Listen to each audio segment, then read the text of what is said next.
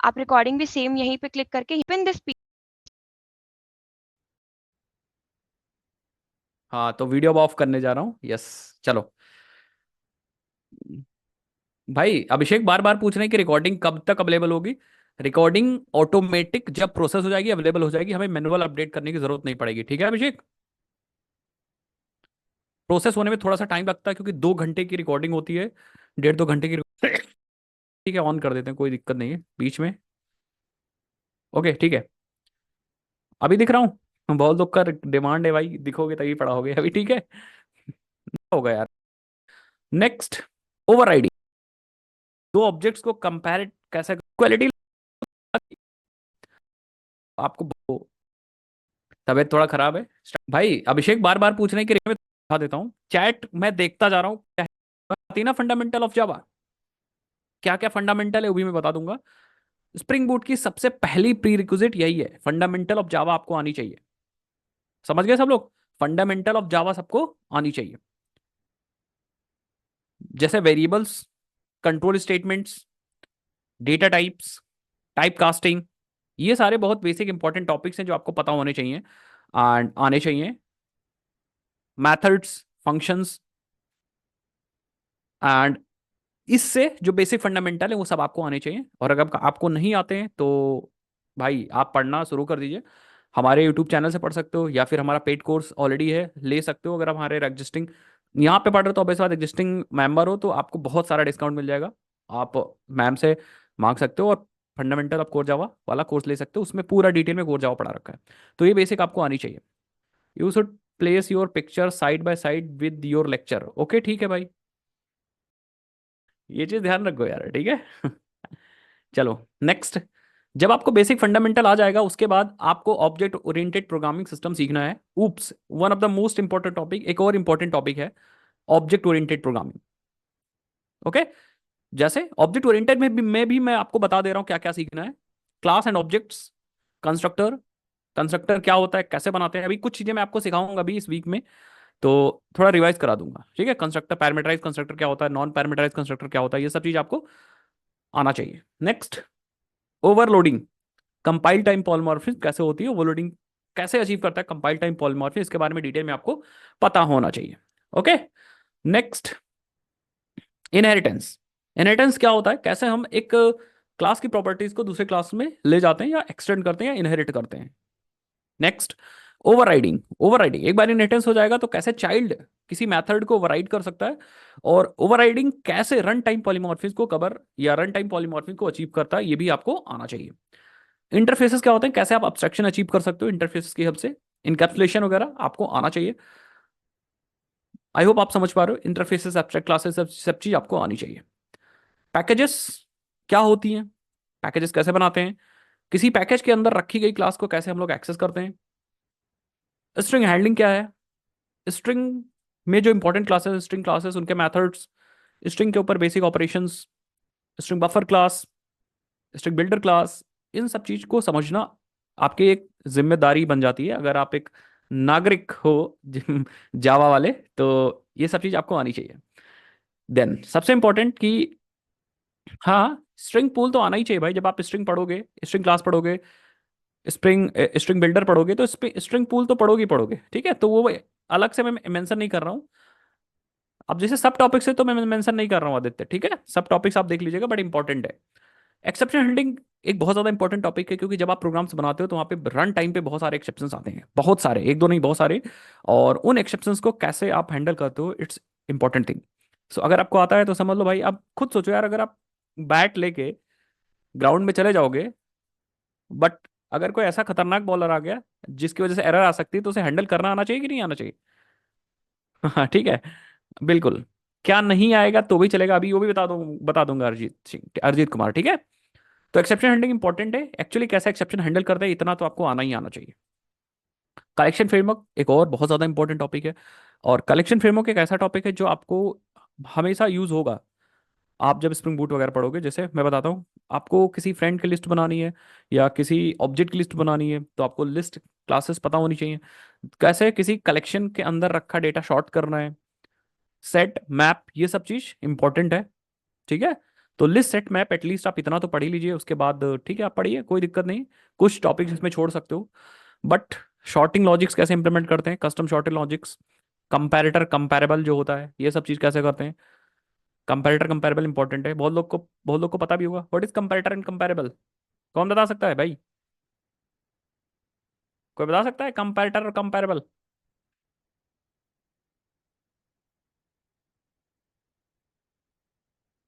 Custom shorting logic को implement करने के लिए होता है, बिल्कुल बिल्कुल भाई, कस्टम शॉर्टिंग लॉजिक इंप्लीमेंट करने के लिए होता है। वाह, इंटरफेस यूज इन शॉर्टिंग, ठीक है, गुड, सब लोग बढ़िया बता रहे हो, कोई दिक्कत वाली बात नहीं। नेक्स्ट, इक्वालिटी लॉजिक्स, कैसे आप किसी कलेक्शन के अंदर डेटा क्या रख रहे हो, उसको कंपेयर कैसे करते हैं, या दो ऑब्जेक्ट्स को कंपेयर कैसे करते हैं। तो इक्वल्स मेथड के बारे में पता होना चाहिए, इक्वालिटी लॉजिक कैसे लिखते हैं वो सब चीज आपको पता होनी चाहिए कलेक्शन फ्रेमवर्क के अंदर, ठीक है। और कुछ इंपॉर्टेंट क्लासेस पता होनी चाहिए, जैसे लिस्ट की implementation class, array list, link list, set की, hash set, hash, tree set, map की, हैश मैप, ट्री मैप। तो कुछ इंपॉर्टेंट क्लासेस जो आपको पता होनी चाहिए, बता देंगे। सागर टेंशन मत लो, क्लास करते रहो, कोई दिक्कत वाली बात नहीं। नेक्स्ट, एनोटेशंस क्या होता है, एनोटेशंस बनाना आपको आना चाहिए, क्योंकि एनोटेशन का बहुत बड़ा महत्व है स्प्रिंग और स्प्रिंग बूट में। जिसको थोड़ा भी पता होगा एनोटेशंस या स्प्रिंग बूट के बारे में, उसको पता होगा भाई, आधी आधे से ज्यादा जगह पे एनोटेशंस ही यूज होंगे स्प्रिंग बूट में। तो एनोटेशंस क्या होते हैं ये एटलीस्ट पता होना चाहिए आपको। जावा 8 फीचर्स, जावा 8 फीचर्स बहुत इंपॉर्टेंट है, ठीक है। बताओ एक चीज, जावा 11 या 17 या 21 के फीचर्स इतने ज्यादा इंपॉर्टेंट नहीं है जितने ज्यादा इंपॉर्टेंट फीचर हैं जावा 8 के। अब जावा 8 में तीन चार चीजें बहुत ज्यादा इंपॉर्टेंट है, मतलब आनी ही आनी चाहिए, अदरवाइज आप चीजें नहीं सीख पाओगे। जैसे एक लैम्डा, लैम्डा आपको आना ही आना चाहिए भाई, ठीक है। Lambda is one of the most important part, क्योंकि बहुत बार जब आप यूज करोगे तो लैम्डा आपको आना ही आना चाहिए, ठीक है। हम लोग अब जो नए वर्जन के जैसे स्प्रिंग सिक्योरिटी वगैरह लिखना है उसमें लैम्डा यूज हो रहा है, तो आपको आना चाहिए भाई।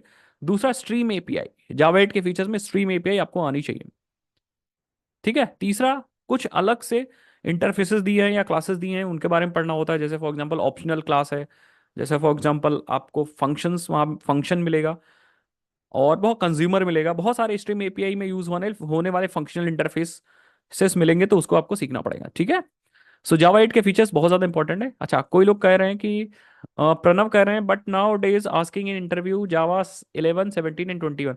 हाँ प्रणव, आज पूछ सकते हैं, ऐसा नहीं है कि नहीं पूछ सकते, मैंने ये नहीं कहा प्रणव कि पूछ नहीं सकते हैं, बिल्कुल पूछ सकते हैं, बट मैं कह रहा हूँ कि अभी के लिए, आज जब मैं क्लास ले रहा हूँ अभी, जावा 8 के फीचर एक्चुअली यूज हो रहे हैं प्रैक्टिकली, और जावा 11 17 और 21 के कुछ फीचर्स यूज हो रहे हैं, लेकिन कुछ फीचर्स आने वाले समय में यूज होंगे, समझ पा रहे हो। लेकिन इंटरव्यू पूछ सकता है भाई, जैसे मैं इंटरव्यू ले रहा हूँ और पूछ सकता हूँ, आप एकदम कॉन्फिडेंट हो जावा लैंग्वेज के अंदर, तो मैं एक बार आपका टेस्ट ले सकता हूँ कि क्या आपने जावा 21 के फीचर्स सीखे हैं कि नहीं सीखे हैं। समझ गए प्रणव, तो पूछ सकते हैं, बट एक्चुअली ये जो मैं प्री रिक्विजिट बता रहा हूँ स्प्रिंग बूट का बता रहा हूँ। तो जावा 21 17 के फीचर्स कम यूज होंगे स्प्रिंग बूट में, बट जावा 8 के फीचर्स ज्यादा यूज होंगे, जैसे स्ट्रीम एपीआई, आपका अभी मैंने क्या बताया था, लैम्डा एक्सप्रेशन, स्ट्रीम एपीआई, कुछ और क्लासेस और कुछ फंक्शन इंटरफेसेस, वो सब चीज यूज होंगे, ठीक है।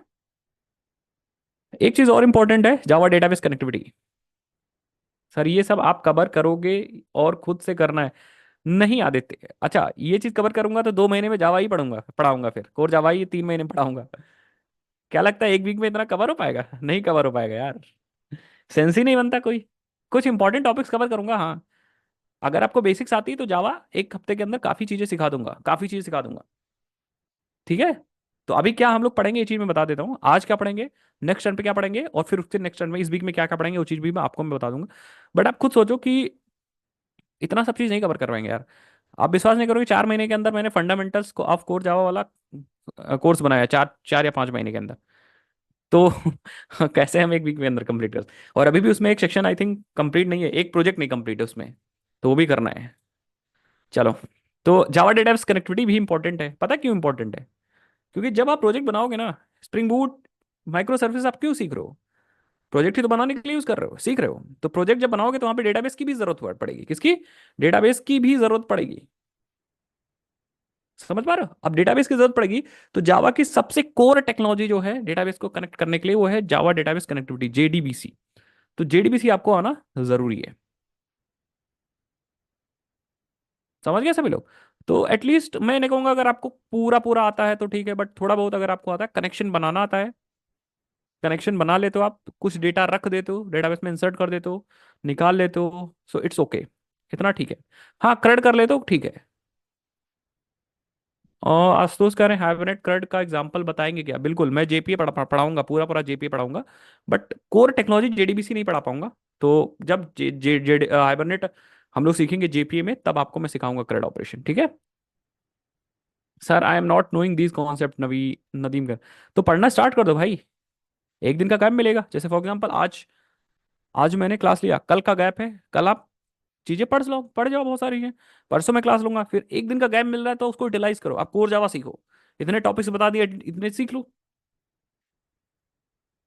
मनीष सिंह कह रहे हैं जेडीबीसी बहुत कम यूज होता है, बिल्कुल जेडीबीसी बहुत कम यूज होता है, बट बेसिक टेक्नोलॉजी है तो आपको आनी चाहिए, क्योंकि जितनी भी आप अपर लेयर वाली टेक्नोलॉजी देखोगे, जैसे जेपीए है, स्प्रिंग स्प्रिंग जेडीबीसी है, वो सब आपके नॉर्मल जेडीबी से काम करते हैं, तो एटलीस्ट आपको आर्किटेक्चर समझ में आना चाहिए, आर्किटेक्चर समझ में आना चाहिए। लाइव प्रोजेक्ट करेंगे भाई, काहे परेशान हो? हाँ, सत्यवान परेशान है। एक चीज और आनी चाहिए, कोई गेस कर सकता है? हाँ, प्रोग्रामिंग स्किल आनी चाहिए भाई आपको।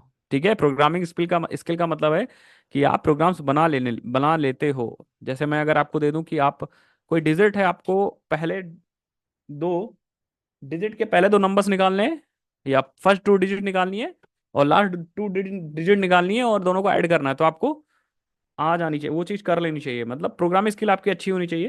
क्योंकि बहुत बार जब आप सॉफ्टवेयर बनाते हो, प्रोजेक्ट्स बनाते हो, तो वहाँ पे स्किल की जरूरत होती है, वहाँ पे लॉजिक्स लिखने पड़ते हैं। कितने लोग एग्री कर रहे हो मेरे बात से?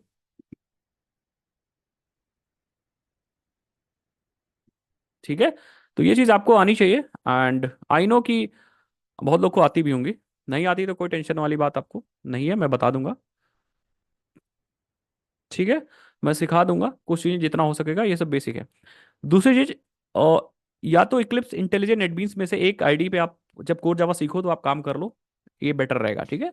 सो हम लोग इंटेलिजे यूज करेंगे, एंड इक्लिप्स भी बता दूंगा, बाकी नेटबीन्स अब नहीं यूज होता है। हाँ ठीक है। एसटीएस, बिल्कुल। इक्लिप्स मैं कह रहा हूँ, इसका मतलब एसटीएस ही कह रहा हूँ, इक्लिप्स और एसटीएस में कोई अंतर नहीं, बस कुछ एडवांस स्प्रिंग बूट का सपोर्ट मिल जाएगा। एसटीएस यूज कर लें, ठीक है, एसटीएस यूज कर लें, क्या दिक्कत है? इक्लिप्स बेस आईडी यूज करनी है तो आप एसटीएस यूज कर सकते हैं। ठीक है, चलो। आ जाते हैं रिवीजन पे, कोर जावा पे, ठीक है?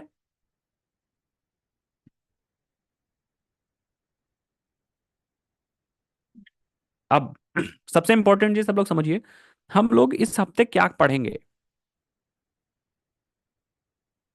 इस हफ्ते हम लोग क्या पढ़ेंगे, लेट्स अंडरस्टैंड। सबसे पहले मैं आपको सिखा देता हूँ कि इस हफ्ते हम लोग क्या पढ़ेंगे, एंड फिर उस हिसाब से हम लोग आगे काम करेंगे। ठीक है, तो मैं यहाँ पे लिखने के लिए कुछ ओपन कर लेता हूँ, स्केलेड्रा ओपन कर लेता हूँ, जहाँ पे मैं लिख के आपको चीज़ें सिखा सकूँ। ओके, सो वेट, हमारे पास तीन इंपॉर्टेंट क्लास मिल रही हैं, कितनी? तीन इंपॉर्टेंट क्लास मिल रही हैं।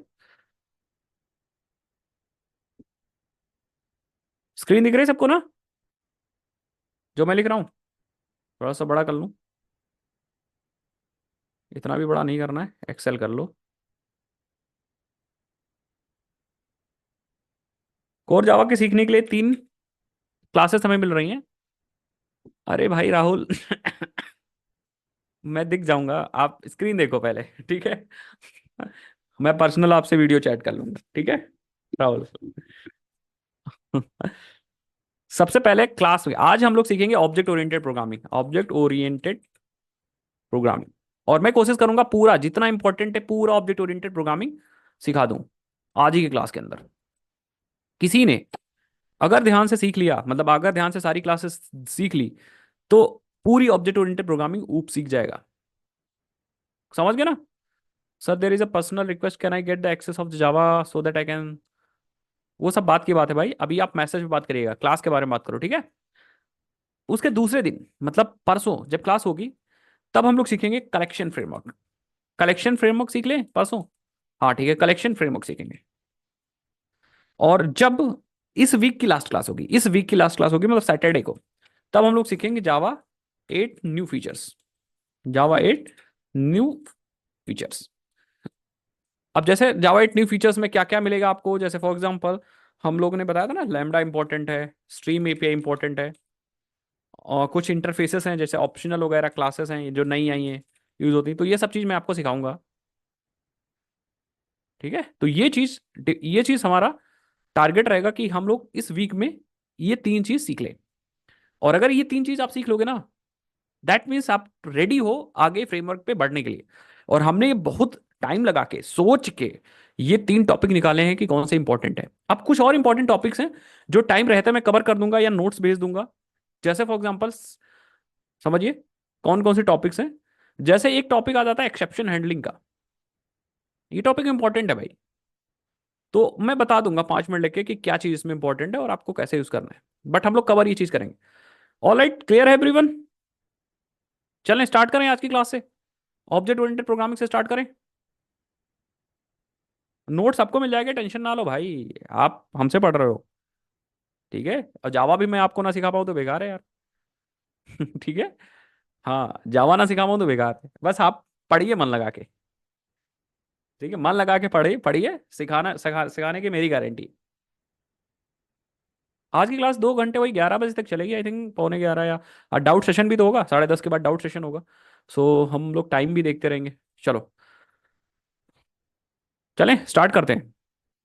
पहली चीज, आपके सिस्टम में जावा इंस्टॉल होनी चाहिए। अब क्योंकि ये क्लास स्प्रिंग बूट की है, ये बैच स्प्रिंग बूट का है, तो मैं जावा इंस्टॉल करना नहीं सिखा रहा हूँ। दूसरी चीज, मैं आईडी यूज करूंगा इंटेलिजे, तो आप इंटेलिजे आइडिया भी इंस्टॉल कर लीजिएगा। ठीक है, अब ये बेसिक और जावा की क्लास नहीं है कि मैं आपको एक एक करके सिखाऊं। हाँ, कि आप जावा इंस्टॉल करिए, इंटेलिजे इंस्टॉल करिए।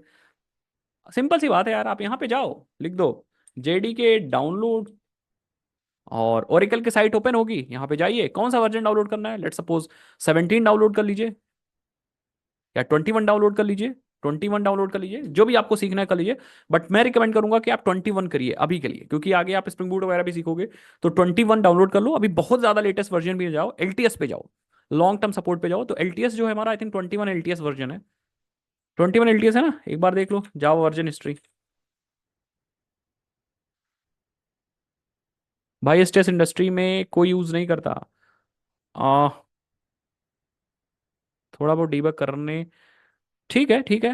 हाँ एक बार ये देखिए वर्जन हिस्ट्री है ना यहाँ पे, बस आप देखते जाइए, टेंशन मत लीजिए। देखिए ये देखिए जावा 11, जावा 17, ये देखिए 21 जो है आपका एलटीएस वर्जन है, दिख रहा है? ठीक है, 21 आपका एलटीएस वर्जन है जो कि आया था 19 सितंबर 2023 को। तो मैं सबको रिकमेंड करूंगा कि अभी आप 21 जावा यूज करिए। All right everyone. अच्छा, कुछ लोग इस चीज पे मतलब बहस कर रहे हैं कि सर जावा या एक स्प्रिंग बूट के प्रोजेक्ट्स को बनाने के एसटीएस यूज करिए। कुछ लोग कह रहे हैं इंटेलिजे यूज करिए। कोई भी यूज करो भाई, एक ही चीज है, आईडी डजेंट मैटर। ठीक है, आप क्या लिख रहे हो कोड वो मैटर करता है। ठीक है, क्या प्रोजेक्ट बना रहे हो ये मैटर करता है। ठीक है, सो मैं बता दूंगा कैसे आप इक्लिप्स यूज करो, कैसे आप इंटेलिजेंस यूज करो, टेंशन मत लो कोई। जो जो मैं करता था ना वो आप करते जाइए, समझते जाइए। एसटीएस भी यूज कर लो, कोई बात फर्क नहीं पड़ता, एक ही चीज तो है, प्रोजेक्ट वहां भी बनाना है, कंट्रोलर वहां भी बनाना है, इंटेलिजेंस में भी कंट्रोलर बनाना है आपको। समझ गए भाई? हाँ, बट जिस आईडी को यूज करिए उसी को थोड़े दिन यूज करिए, जिससे कि शॉर्टकट्स वगैरह आपको पता चल जाए। तो जावा इंस्टॉल कर लेंगे सब लोग। अल्ट कॉल कर लिया, बनाया। चलो अब आते हैं क्लास स्टार्ट करते हैं, लेट्स स्टार्ट द क्लास। ठीक है, आ जाते हैं यहाँ पे। सो यस, सबसे पहले सबसे पहले बात करते हैं ऑब्जेक्ट ओरिएंटेड प्रोग्रामिंग क्या होती है। ठीक है, कितने लोग को पता है कि हम लोग कोड, एक ही कोड को अलग अलग तरीके से बना सकते हैं? कितने लोग को पता है कि हम लोग कोड को अलग अलग तरीके से बना सकते हैं सेम कोड को? अब एग्जांपल देखते हैं, आपको ऑब्जेक्ट ओरिएंटेड प्रोग्रामिंग में अच्छे से समझा दूंगा, बस आप ध्यान दीजिएगा। ठीक है, हम्म मान लीजिए दो बंदे हैं, हाँ, मान लीजिए दो बंदे हैं, बस एक एग्जांपल देता हूँ, आप समझ जाएंगे। एक बंदा है राम, और एक बंदा है श्याम। एग्जांपल से समझिए इसको। एक प्रोग्राम दिया गया लिखने के लिए, तो इसने क्या किया, इसने लाइन बाय लाइन सारा कोड लिख दिया। दूसरे बंदे को सेम प्रोग्राम दिया गया, एक ही प्रोग्राम है, इसने क्या किया, इसने प्रोग्राम को डायरेक्ट नहीं लिखा, लाइन बाय लाइन नहीं लिख दिया, यहां पे प्रोसीजर नहीं फॉलो किया। इसने क्या किया, इस वाले बंदे ने सारे प्रोग्राम्स में क्या किया, जो कॉमन कोड था उसके मेथड्स अलग बनाए। एक M1 बनाया, फिर एक M2 बनाया, और फिर एक M3 बनाया, एंड देन इन मेथड्स को एक जगह पे कॉल कर लिया, कॉल कर लिया। ठीक है, बात समझिएगा, एक जगह कॉल कर लिया। अब मान लो सेम कोड लिखने के लिए मैं एक और बंदे को देता हूं, जिसका नाम है आदित्य सिंह।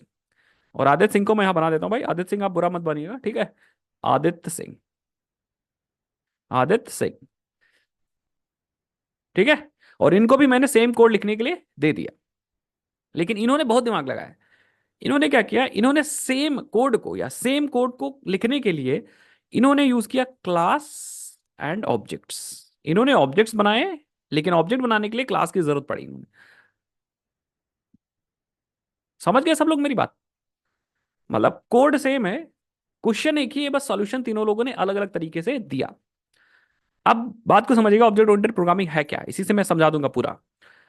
इसने क्या किया, इसने सीरीज ऑफ स्टेप्स बनाए, इसको बोलते हैं प्रोसीजरल प्रोग्रामिंग। इसने फॉलो किया प्रोसीजरल प्रोग्रामिंग, या फिर इसको बोलते हैं प्रोसीजरल प्रोग्रामिंग का स्टाइल, या बहुत लोगों ने पैराडाइम भी सुना होगा, नाम सुना है, पैराडाइम। तो ये स्टाइल है जिसमें आप स्टेप बाय स्टेप कोड करते हो, एक प्रोसीजर बनाते हो, सीरीज ऑफ स्टेप्स। तो उसको बोलते हैं प्रोसीजरल स्टाइलिंग। बट इसके बहुत सारे डिसएडवांटेज हैं। हो सकता है कोई लॉजिक आप रिपीट कर रहे हो, बार बार लिखना पड़ रहा है, यहां पे आपने कोई लॉजिक लिखा, फिर आपको लिखना पड़ा, फिर आपको लिखना पड़ा, तो इसमें दिक्कतें बहुत सारी हैं। दूसरे श्याम ने क्या किया था, श्याम ने फंक्शंस बनाए थे, मेथड्स। तो इसने किया फंक्शनल प्रोग्रामिंग, इसने अपने कोड को फंक्शंस में डिवाइड कर दिया था। दैट मीन्स इसने फंक्शनल स्टाइल फॉलो की या पैराडाइम फॉलो किया, हर चीज फंक्शंस बनाए देन कॉल किया। लेकिन जो आदित्य सिंह थे वो और भी चालाक थे। आदित्य सिंह ने क्या किया, इन्होंने ऑब्जेक्ट ओरिएंटेड प्रोग्रामिंग सिस्टम का फॉलो किया। इन्होंने क्लासेस बनाए देन ऑब्जेक्ट बनाए, इन्होंने थोड़ा रियल वर्ल्ड प्रोग्रामिंग करने की कोशिश की। रियल वर्ल्ड, रियल वर्ल्ड मतलब जैसे असली में होता है, असली में होता है, समझ गए ना, असली। जैसे असली में भी तो एक ऑब्जेक्ट होता है, एक इंसान ऑब्जेक्ट है। इंसान के दो हाथ हैं, वो उसकी प्रॉपर्टीज है। इंसान का कुछ काम है, वो बिहेवियर है। वैसी कोडिंग कुछ रेप्लिकेट करने की कोशिश की आदित्य ने, समझ गए।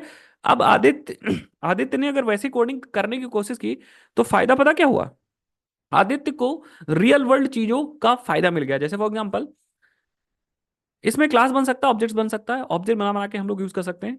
एंड इसमें हम लोग इनहेरिटेंस कर पाएंगे, मतलब एक चीज, एक कोड को हम लोग इनहेरिट कर पाएंगे, ले पाएंगे, दूसरे जगह पे यूज कर पाएंगे। इसमें हम लोग एब्स्ट्रक्शन कर पाएंगे, कुछ कोड को हाइड कर पाएंगे। अभी हम लोग ये सब चीज सीखेंगे, मैं कोशिश करूंगा सिखाने के लिए। इसमें हम लोग पॉलीमॉर्फिज्म कर पाएंगे, एक ऑब्जेक्ट अलग अलग तरीके से बिहेव कर सकता है, पॉलीमॉर्फिज्म कर पाएंगे। ये सब चीज हम लोग यहाँ पे नहीं कर पाएंगे, ठीक है। यहाँ पे सिर्फ फंक्शंस हैं, तो फंक्शन सिर्फ रीयूज हो सकते हैं, बस रीयूज हो सकते हैं। क्या हम एब्स्ट्रक्शन कर सकते हैं? बिल्कुल नहीं कर सकते। फंक्शंस को कैसे हम हाइड करेंगे, फंक्शन के बॉडीज को कैसे हम हाइड करेंगे? तो यहाँ पे सिर्फ एक काम कर सकते हैं, हम लोग फंक्शन को रीयूज कर सकते हैं। बट यहाँ पे हम लोग अलग अलग फंडामेंटल, ऊप्स के फंडामेंटल से अलग अलग फायदे उठा सकते हैं। यहाँ पे हम री भी यूज कर सकते हैं, इनहेरिटेंस के थ्रू कोड को रीयूज कर सकते हैं। एब्स्ट्रक्शन के थ्रू हम लोग सिक्योरिटी इंप्लीमेंट कर सकते हैं। पॉलीमॉर्फिज्म के थ्रू हम ऑब्जेक्ट, सेम ऑब्जेक्ट को अलग अलग तरीके से बिहेव करा सकते हैं। इनकैप्सुलेशन से भी हम लोग सिक्योरिटी को इंप्लीमेंट कर सकते हैं। तो भैया कहने का मतलब होता है कि अगर ये वाला स्टाइल आदित्य ने फॉलो किया, तो बहुत सारे फायदे हो गए। अब इस एग्जांपल से सब लोग बता दोगे ना कि ऑब्जेक्ट ओरिएंटेड प्रोग्रामिंग क्या है? आई थिंक बता दोगे। Object oriented programming is a paradigm that organises code around objects. तो अभी मैंने ये तो सिखाया था, नीचे आदित्य ने देखो क्या किया था। इन्होंने जो अपना कोड था वो ऑर्गेनाइज किया था अराउंड ऑब्जेक्ट्स, ऑब्जेक्ट्स को यूज करके इन्होंने कोडिंग की थी। समझ गए सब लोग मेरी बात? अब ऑब्जेक्ट को बनाने के लिए क्लास की जरूरत पड़ी, इसीलिए इनको क्लास बनाना पड़ा। हाँ, ऑब्जेक्ट ओरिएंटेड हम जावा में कर सकते हैं, सर पोजिशनल फंक्शन में डिफरेंस क्या है? Because both mean same in C. यार सी की अभी बात नहीं कर रहे हैं, अभी मेरा मोटिव था ऑब्जेक्ट ओरिएंटेड प्रोग्रामिंग समझाना। क्या जगमीत ऑब्जेक्ट ओरिएंटेड प्रोग्रामिंग समझ गए? फंक्शनल थोड़ा और मॉड्यूलर होता है, मतलब फंक्शनल थोड़ा और यूनिट वाइज डिवाइडेबल होता है। फंक्शन को मेन एंटिटी ट्रीट करते हैं, फंक्शन को कहीं पास कर सकते हैं, फंक्शन को हम कहीं से रिटर्न कर सकते हैं, और फंक्शन को एज इंडिविजुअल यूनिट यूज कर सकते हैं। उसको हम लोग फंक्शनल प्रोग्रामिंग कहते हैं। समझ गया ना? मतलब फंक्शन एक मेन एंटिटी होगा। सो ये लाइन समझ में आ रही? Object oriented is a programming paradigm that organises code around objects. Next, hierarchy concept of OOPs. जैसे मैंने बताया, ऊप्स में एक ऑब्जेक्ट होगा, और ऑब्जेक्ट क्या होगा भाई? ऑब्जेक्ट किसे कहेंगे हम लोग? ऑब्जेक्ट मतलब एक कोई रियल वर्ल्ड एंटिटी, एक कोई भी रियल वर्ल्ड एंटिटी। जैसे ये हमारा ऑब्जेक्ट है, ये हमारा ऑब्जेक्ट है। अब ऑब्जेक्ट मतलब जैसे ये एक डॉग है, तो डॉग एक ऑब्जेक्ट है। ठीक है, डॉग एक ऑब्जेक्ट है। हर एक ऑब्जेक्ट के पास क्या क्या होगा? एक डेटा होगा उसका, जिसको हम लोग क्या बोलेंगे? प्रॉपर्टीज या एट्रीब्यूट्स। प्रॉपर्टीज या फिर एट्रीब्यूट्स, आप कुछ भी बोल दो समझने के लिए। एट्रीब्यूट्स और उसके कुछ फंक्शनैलिटीज, या उसकी कुछ फंक्शनैलिटीज जिसको हम लोग मैथड्स बोलेंगे, या फिर हम लोग बिहेवियर्स बोलते हैं इसको, बिहेवियर्स। तो डॉग, डॉग के पास क्या क्या डेटा है? डॉग के पास आईज हैं दो। हाँ, डॉग की एज भी होगी, ये उसका डेटा है सब। डॉग का नाम भी होगा, डॉग के पास हैंड भी होगा। तो ये सब उसकी क्या है? प्रॉपर्टीज हैं, ये सब डेटा है। ब्लैक कलर से मैंने डेटा बनाया ना। अब ब्लू कलर से हम लोग कुछ उसके बिहेवियर्स बताते हैं। जैसे डॉग का क्या काम है भाई? ईट। डॉग कुछ खाना खा सकता है? बिल्कुल। बार्क, भौंक तो सकता है। अगर ना विश्वास हो तो घर के बाहर जाना, जिस अपने अड़ोस पड़ोस में देखना किसी के पास कुत्ता है क्या, और कुत्ते के सामने चले जाना, पता चल जाएगा कि बार्क कर सकता है कि नहीं कर सकता। ठीक है। फिर रन भी कर सकता है, स्लीप भी कर सकता है। समझ गए? तो ये ऑब्जेक्ट होगा क्या? ऑब्जेक्ट के पास कुछ प्रॉपर्टीज हैं, डेटा है, इन कुछ बिहेवियर है। अब हम जब जावा में भी ऑब्जेक्ट्स बनाएंगे तो यही दो चीजें होंगी, कंफ्यूज मत होइएगा। जावा में भी जब ऑब्जेक्ट बनाएंगे प्रोग्रामिंग में, तब भी यही दो चीजें होंगी, ऑब्जेक्ट्स के पास डेटा एंड बिहेवियर। कोई और एग्जांपल दूं कि समझ गए सब लोग? आई थिंक समझ गए होंगे, मुझे लगता नहीं आगे आप समझाने की जरूरत है। एक चीज और होती है ऑब्जेक्ट के पास, कौन बता सकता है? एक चीज और होती है, one more thing, one more thing. नहीं, कंस्ट्रक्टर नहीं, कंस्ट्रक्टर नहीं, कंस्ट्रक्टर तो ऑब्जेक्ट्स को बनाने में हेल्प करता है, वैल्यूज को इनिशियलाइज करता है। बिहेवियर, स्कोप, मेथड, ठीक है, ये सब वही है। फंक्शनलिटी, गेटर सेटर भी मेथड है एक। हैश कोड, आयुष ठीक कह रहे हैं। ठीक है। हर एक ऑब्जेक्ट के पास एक ऐसी वैल्यू होती है जो उस ऑब्जेक्ट को यूनिकली आइडेंटिफाई करती है, जिसको हम बोलते हैं आइडेंटिफायर। तो ये आप यूज तो नहीं करोगे, बट ये रहेगी यूनिक आईडी। एग्जैक्टली भाई, किसी भी ऑब्जेक्ट को यूनिकली कैसे आइडेंटिफाई कर पाओगे आप? उसकी आईडी के थ्रू। तो एक यूनिक आइडेंटिफायर होता है। ठीक है।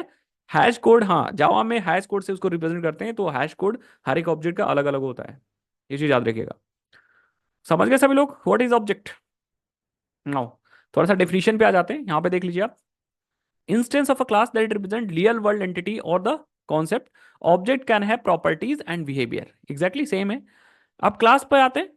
ब्लूप्रिंट फॉर क्रिएटिंग ऑब्जेक्ट, इसको मैं हटा दूं कि रहने दूं? ये रेड रेड दिख रहा है स्लाइड में, मुझे लगता नहीं इसकी जरूरत है। अगर कहो तो इसको रहने दूं, अदरवाइज हटा दूं तो थोड़ा साफ साफ आपको दिखेगा। इसको क्या करता हूँ, यहाँ से क्लियर कर देता हूँ, कहीं ऑप्शन आ रहा होगा। लेट्स सी,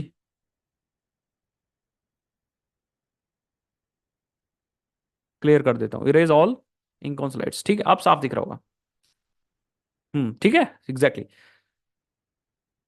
क्लास के बारे में बात कर लेते हैं। Blueprint for creating objects.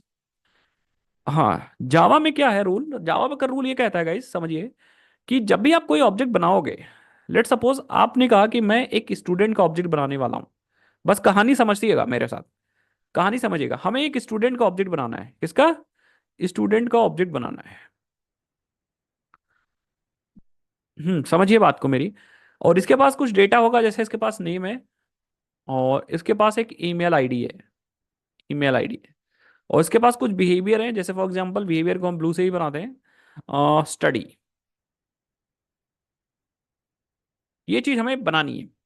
तो जावा कहता है, जावा जावा वाले भैया बहुत स्मार्ट है, जावा बहुत स्मार्ट है। जावा स्मार्ट मैं इधर बनाता हूँ। जावा कहता है कि आप ऑब्जेक्ट को डायरेक्टली नहीं बना सकते, you can not create object directly. Object को बनाने के लिए सबसे पहले मुझे बताइए उसका ब्लूप्रिंट क्या होगा। क्या? मुझे सबसे पहले बताइए उसका ब्लूप्रिंट, कि ऑब्जेक्ट के पास क्या क्या होने वाला है। ये चीज आप पहले ही डिफाइन कर दो, उसका ब्लूप्रिंट।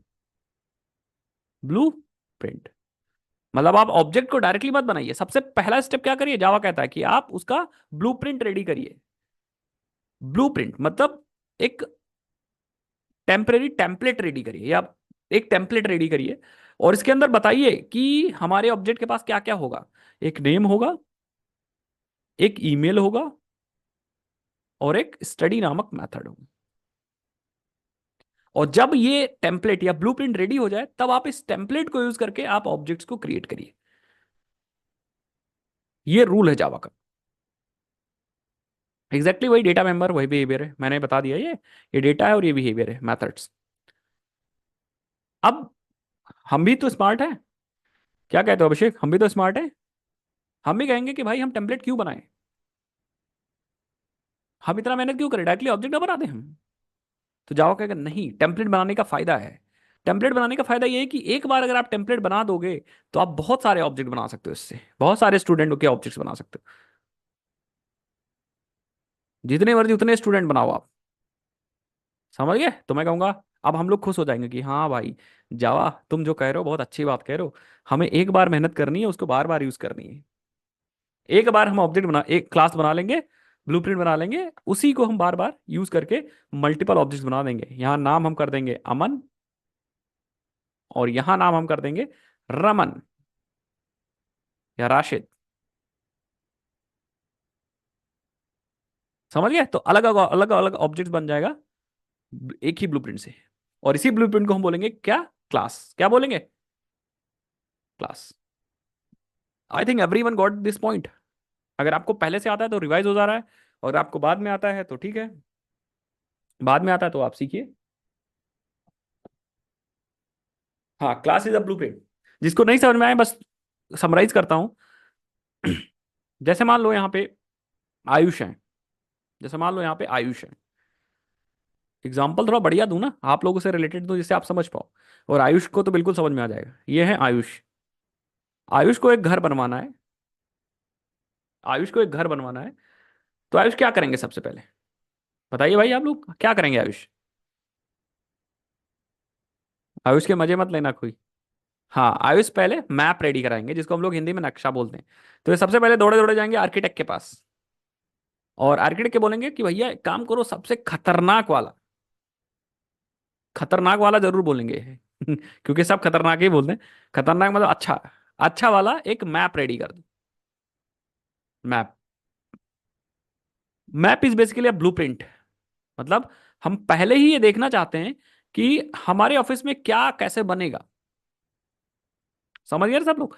तो ब्लूप्रिंट एक बन जाएगा, और इस ब्लूप्रिंट से हमें यह पता चल जाएगा कि ऑफिस में या जो घर हाउस बनाने वाले, उस हाउस के पास क्या क्या होगा। सपोज इसके पास एक गेट होगा, सपोज इसके पास एक बेडरूम होगा। ये सिर्फ मैं एग्जांपल दे रहा हूँ।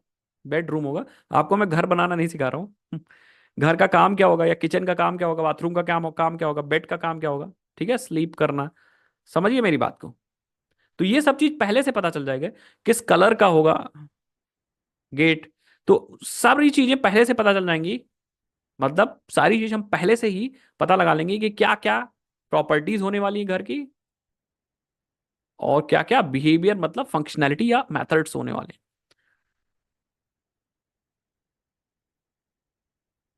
आयुष ने दे दिया, आर्किटेक्ट ने क्या किया, बहुत अच्छा टाइम लिया। 10 दिन बाद, 10 दिन, आफ्टर 10 डेज, आर्किटेक्ट ने फोन किया और ये मैप भेजा आयुष को।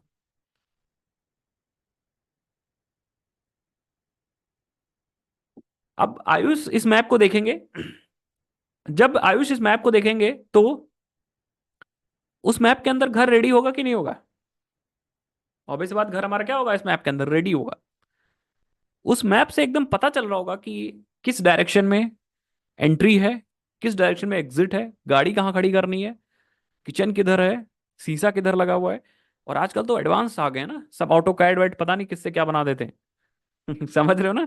हम लोग के पास जैसे सॉफ्टवेयर है वैसे ही इंजीनियर्स के पास भी सॉफ्टवेयर होते हैं। तो पूरा एकदम रियल 3D व्यू मिल जाता है। तो जब आयुष को मैप मिलेगा तो आयुष को सब चीज मिला होगा उसके अंदर। बट क्या उसको यूज कर सकते हैं आयुष? नहीं, यूज नहीं कर सकते। किचन बना होगा तो किचन यूज थोड़ी ना कर पाएंगे। समझ गया ना? तो किचन यूज कब कर पाएंगे? जब इससे ऑब्जेक्ट को क्रिएट कराएंगे, मतलब ये ठेकेदार को हायर करेंगे, ठेकेदार क्या करेगा, इसका ऑब्जेक्ट बना देगा, मतलब इसको रियल टाइम में यूज करके रियल टाइम में रियल एंटिटी क्रिएट कर देगा, रियल एंटिटी क्रिएट कर देगा। और रियल एंटिटी को ही हम लोग क्या बोलते थे? Object, entity. ठीक है? और ये हमारा हो जाएगा ऑब्जेक्ट। और वो सारी चीज इसके पास आ जाएंगी, जितनी प्रॉपर्टीज आपने यहां बनाई थी वो सब इस ऑब्जेक्ट के पास आ जाएंगी, और इसके बिहेवियर भी आ जाएंगे, या वैसे वो बिहेव भी करेगा। ठीक है? कितने लोग समझ गए? 2 साल बाद अगर आयुष को फिर से घर बनवाना हुआ तो इनको टेंशन लेने की जरूरत नहीं है, ये इसी मैप को दोबारा से यूज कर लेंगे, सेम मैप दोबारा यूज कर लेंगे। मतलब आप मल्टीपल ऑब्जेक्ट्स ये बना सकते हैं। समझ गए? So this is what a class and object is. चलो अब थोड़ा कोडिंग कर लेते हैं। तो मैं क्या करता हूँ, मैं ओपन कर लेता हूँ यहाँ पे इंटेलिजे आइडिया कम्युनिटी एडिशन, और यहाँ पे, हाँ बिल्कुल, मजा तो आएगा ही भाई, टेंशन मत लो सब लोग। यहाँ पे एक नया प्रोजेक्ट बना लेते हैं। लाइट थीम यूज करें कि डार्क थीम? अब आपके पास यहाँ ऑप्शन है बताने का, यहाँ पे ऑप्शन है भाई। ठीक है, सो एक नया प्रोजेक्ट जावा बनाएंगे, नाम देंगे इसका कोर जावा रिवीजन, रिवीजन। और इसको मैं बनाऊंगा, लोकेशन जो होगी चूज करूंगा, एक फोल्डर भी बनाना पड़ेगा आप लोग का, वर्क स्पेस के अंदर, लाइव बैच के अंदर, स्प्रिंग बूट माइक्रो सर्विसेज, यहाँ पे मैं इसको क्रिएट करूंगा। ठीक है? एंड देन इंटेलिजे 21, सब चीज ठीक है। एंड बस क्रिएट पे क्लिक कर दूंगा, हमारा प्रोजेक्ट यहाँ पे क्रिएट हो जाएगा। यस। ठीक है। और मैं क्या करता हूँ, और चीज़ों को अच्छे से दिखे भाई, बहुत लोग कह रहे हैं, मैं लाइट थीम यूज़ करूंगा। एग्जैक्टली exactly, मैं लाइट थीम यूज़ करूंगा। हाँ बस थोड़ा सा टाइम दीजिए, 1 सेकेंड में चेंज कर लूँ। हम्म। लाइट, अप्लाई एंड ओके कर दीजिए। फॉन्ट दिख रहा है कि और थोड़ा सा फॉन्ट बड़ा कर लूँ? इस मेन क्लास को मैं डिलीट कर दूंगा क्योंकि हम अपनी खुद की क्लास बनाएंगे। यस। ठीक है। सो यूज केस बस समझते जाइए, यूज केस, यूज केस क्या है समझते जाइए, क्या हम लोग बनाने वाले हैं, यूज केस बस समझिए आप लोग।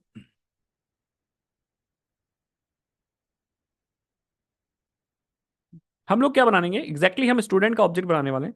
We are going to create a student object.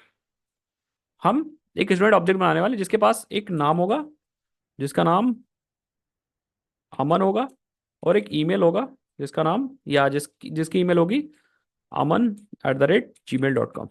और इसके पास एक बिहेवियर होगा सो नेम, जो नाम को दिखा रहा होगा, और एक बिहेवियर होगा सो डिटेल, जो डिटेल को दिखा रहा होगा। कितने लोग समझ गए मेरी बात? ये यूज केस है।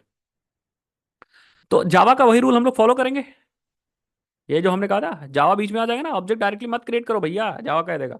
तो हम कहेंगे ठीक है, हम सबसे पहले क्या बनाएंगे, class, we are going to create a class, then object. तो हम यहाँ पे आ जाएंगे और हम अपने इस एसआरसी पे राइट क्लिक करेंगे और एक नई क्लास बनाएंगे जिसका नाम देंगे स्टूडेंट क्लास।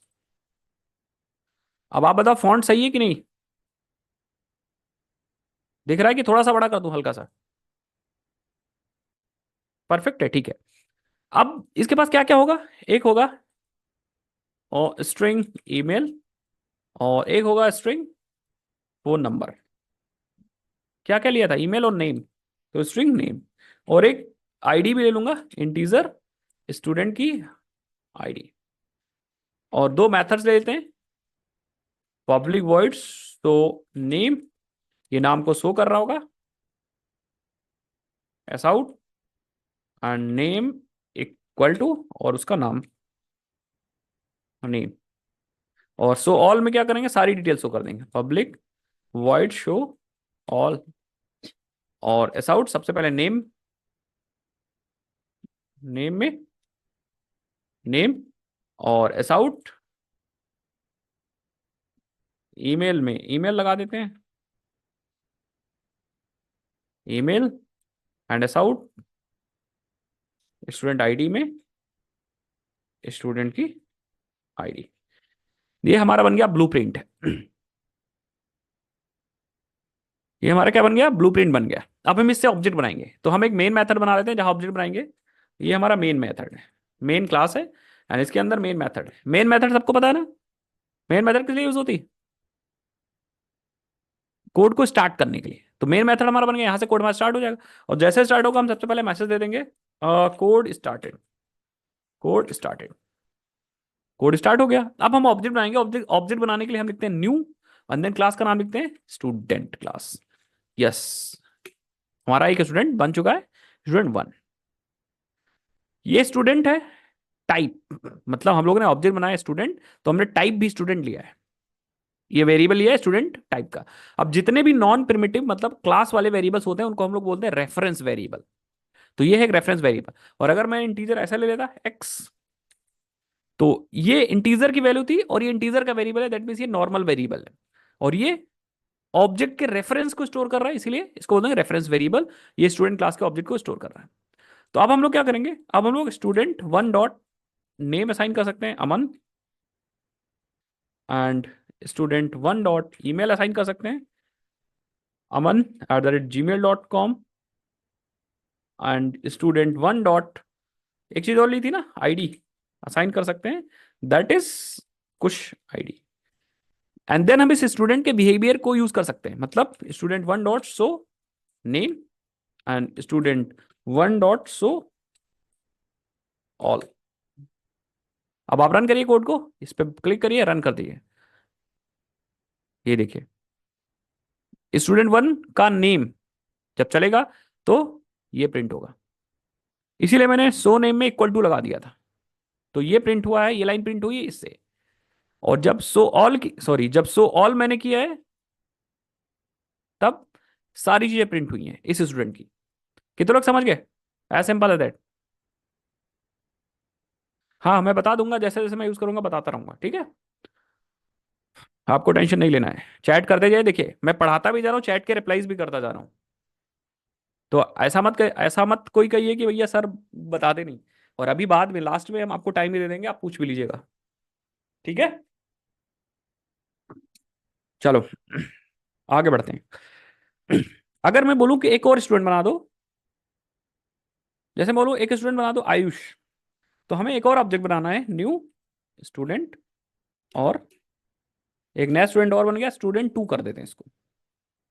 और इस बार मैं स्टूडेंट टू डॉट नेम में रखूंगा आयुष। एक दिक्कत हो रही है, अभी बताता हूँ क्या दिक्कत है, उसको कैसे सॉल्व करेंगे। ईमेल में मैं ये लिखूंगा ayush@gmail.com, और student to dot I D में उसकी आईडी देनी। फिर स्टूडेंट टू के भी बिहेवियर यूज कर सकते हैं, मतलब methods, student to dot show all, या सो पहले नेम ले लूँ, so name and student to dot show all, और फिर से आप रन करो, मेन में आ जाओ एंड बटन पे क्लिक करो। ये देखिए आयुष प्रिंट हुआ, देन आयुष का नाम प्रिंट हुआ। ये वही बात हो गई ना, वही बात हो गई कि हमने एक ब्लूप्रिंट बना लिया, वही आर्किटेक्ट ने नक्शा बना दिया। अब इस केस में हम ही आर्किटेक्ट भी हैं, तो हमने नक्शा बना लिया पहले, देन उसके बार बार ऑब्जेक्ट्स हम बनाए जा रहे हैं, बनाए जा रहे हैं, बनाए जा रहे हैं। पहला ऑब्जेक्ट हमने बनाया, उसकी प्रॉपर्टीज यूज की, उसके बिहेवियर यूज किया, फिर उसकी प्रॉपर्टीज हुई, उसके बिहेवियर यूज। समझ गया ना। नेक्स्ट, अब प्रॉब्लम स्टार्ट हुई है। सीख लिया तो प्रॉब्लम खत्म नहीं है, सीखने के बाद प्रॉब्लम हमारी क्या हुई है, स्टार्ट हुई है। क्या क्या कुछ कुछ दिक्कत हो रही है, उसको हम लोग सॉल्व करते हैं, बिल्कुल हार्ड कोड कर रहे हैं। समझिए, हमारे पास इस स्टूडेंट के पास कितनी प्रॉपर्टीज हैं, तीन। तो हर प्रॉपर्टीज को इनिशियलाइज करने के लिए हमें 3 लाइन का कोड लिखना पड़ रहा है। हर हर एक वेरिएबल को इनिशियलाइज करने के लिए हमें एक लाइन का कोड लिखना पड़ रहा है। पहले ऑब्जेक्ट के लिए मैंने 3 लाइन लिखा, दूसरे ऑब्जेक्ट के लिए 3 लाइन लिखा, मतलब हर एक वेरिएबल को इनिशियलाइज कर रहे हैं और हर एक ऑब्जेक्ट को इनिशियलाइज कर रहे हैं। अब सोचो अगर 100 ऑब्जेक्ट बनाने हैं और 100 वेरिएबल्स हैं तो 100 × 100, समझ गए, 10⁻⁶ आपको एक्स्ट्रा लिखनी पड़ेंगे। सो this is not a recommended तरीका, हम ये नहीं कर सकते। हम क्या करेंगे, वेरिएबल के या ऑब्जेक्ट के जितने वेरिएबल्स हैं या स्टेट है, ऑब्जेक्ट के जो वेरिएबल्स होते हैं उनकी जो वैल्यूज होती है उनको हम बोलते हैं स्टेट। तो ऑब्जेक्ट के जितने वेरिएबल्स हैं उनको इनिशियलाइज करने के लिए हम लोग यूज करेंगे कंस्ट्रक्टर। क्या यूज करेंगे, कंस्ट्रक्टर। कैसे, देखिए यहां पे आएंगे और हम बनाएंगे कंस्ट्रक्टर। तो यहां पे आ जाते हैं। कंस्ट्रक्टर बनाने से पहले समझ लिए कंस्ट्रक्टर को। कंस्ट्रक्टर क्या करेगा, ऑब्जेक्ट के स्टेट को इनिशियलाइज करेगा, स्टेट को इनिशियलाइज।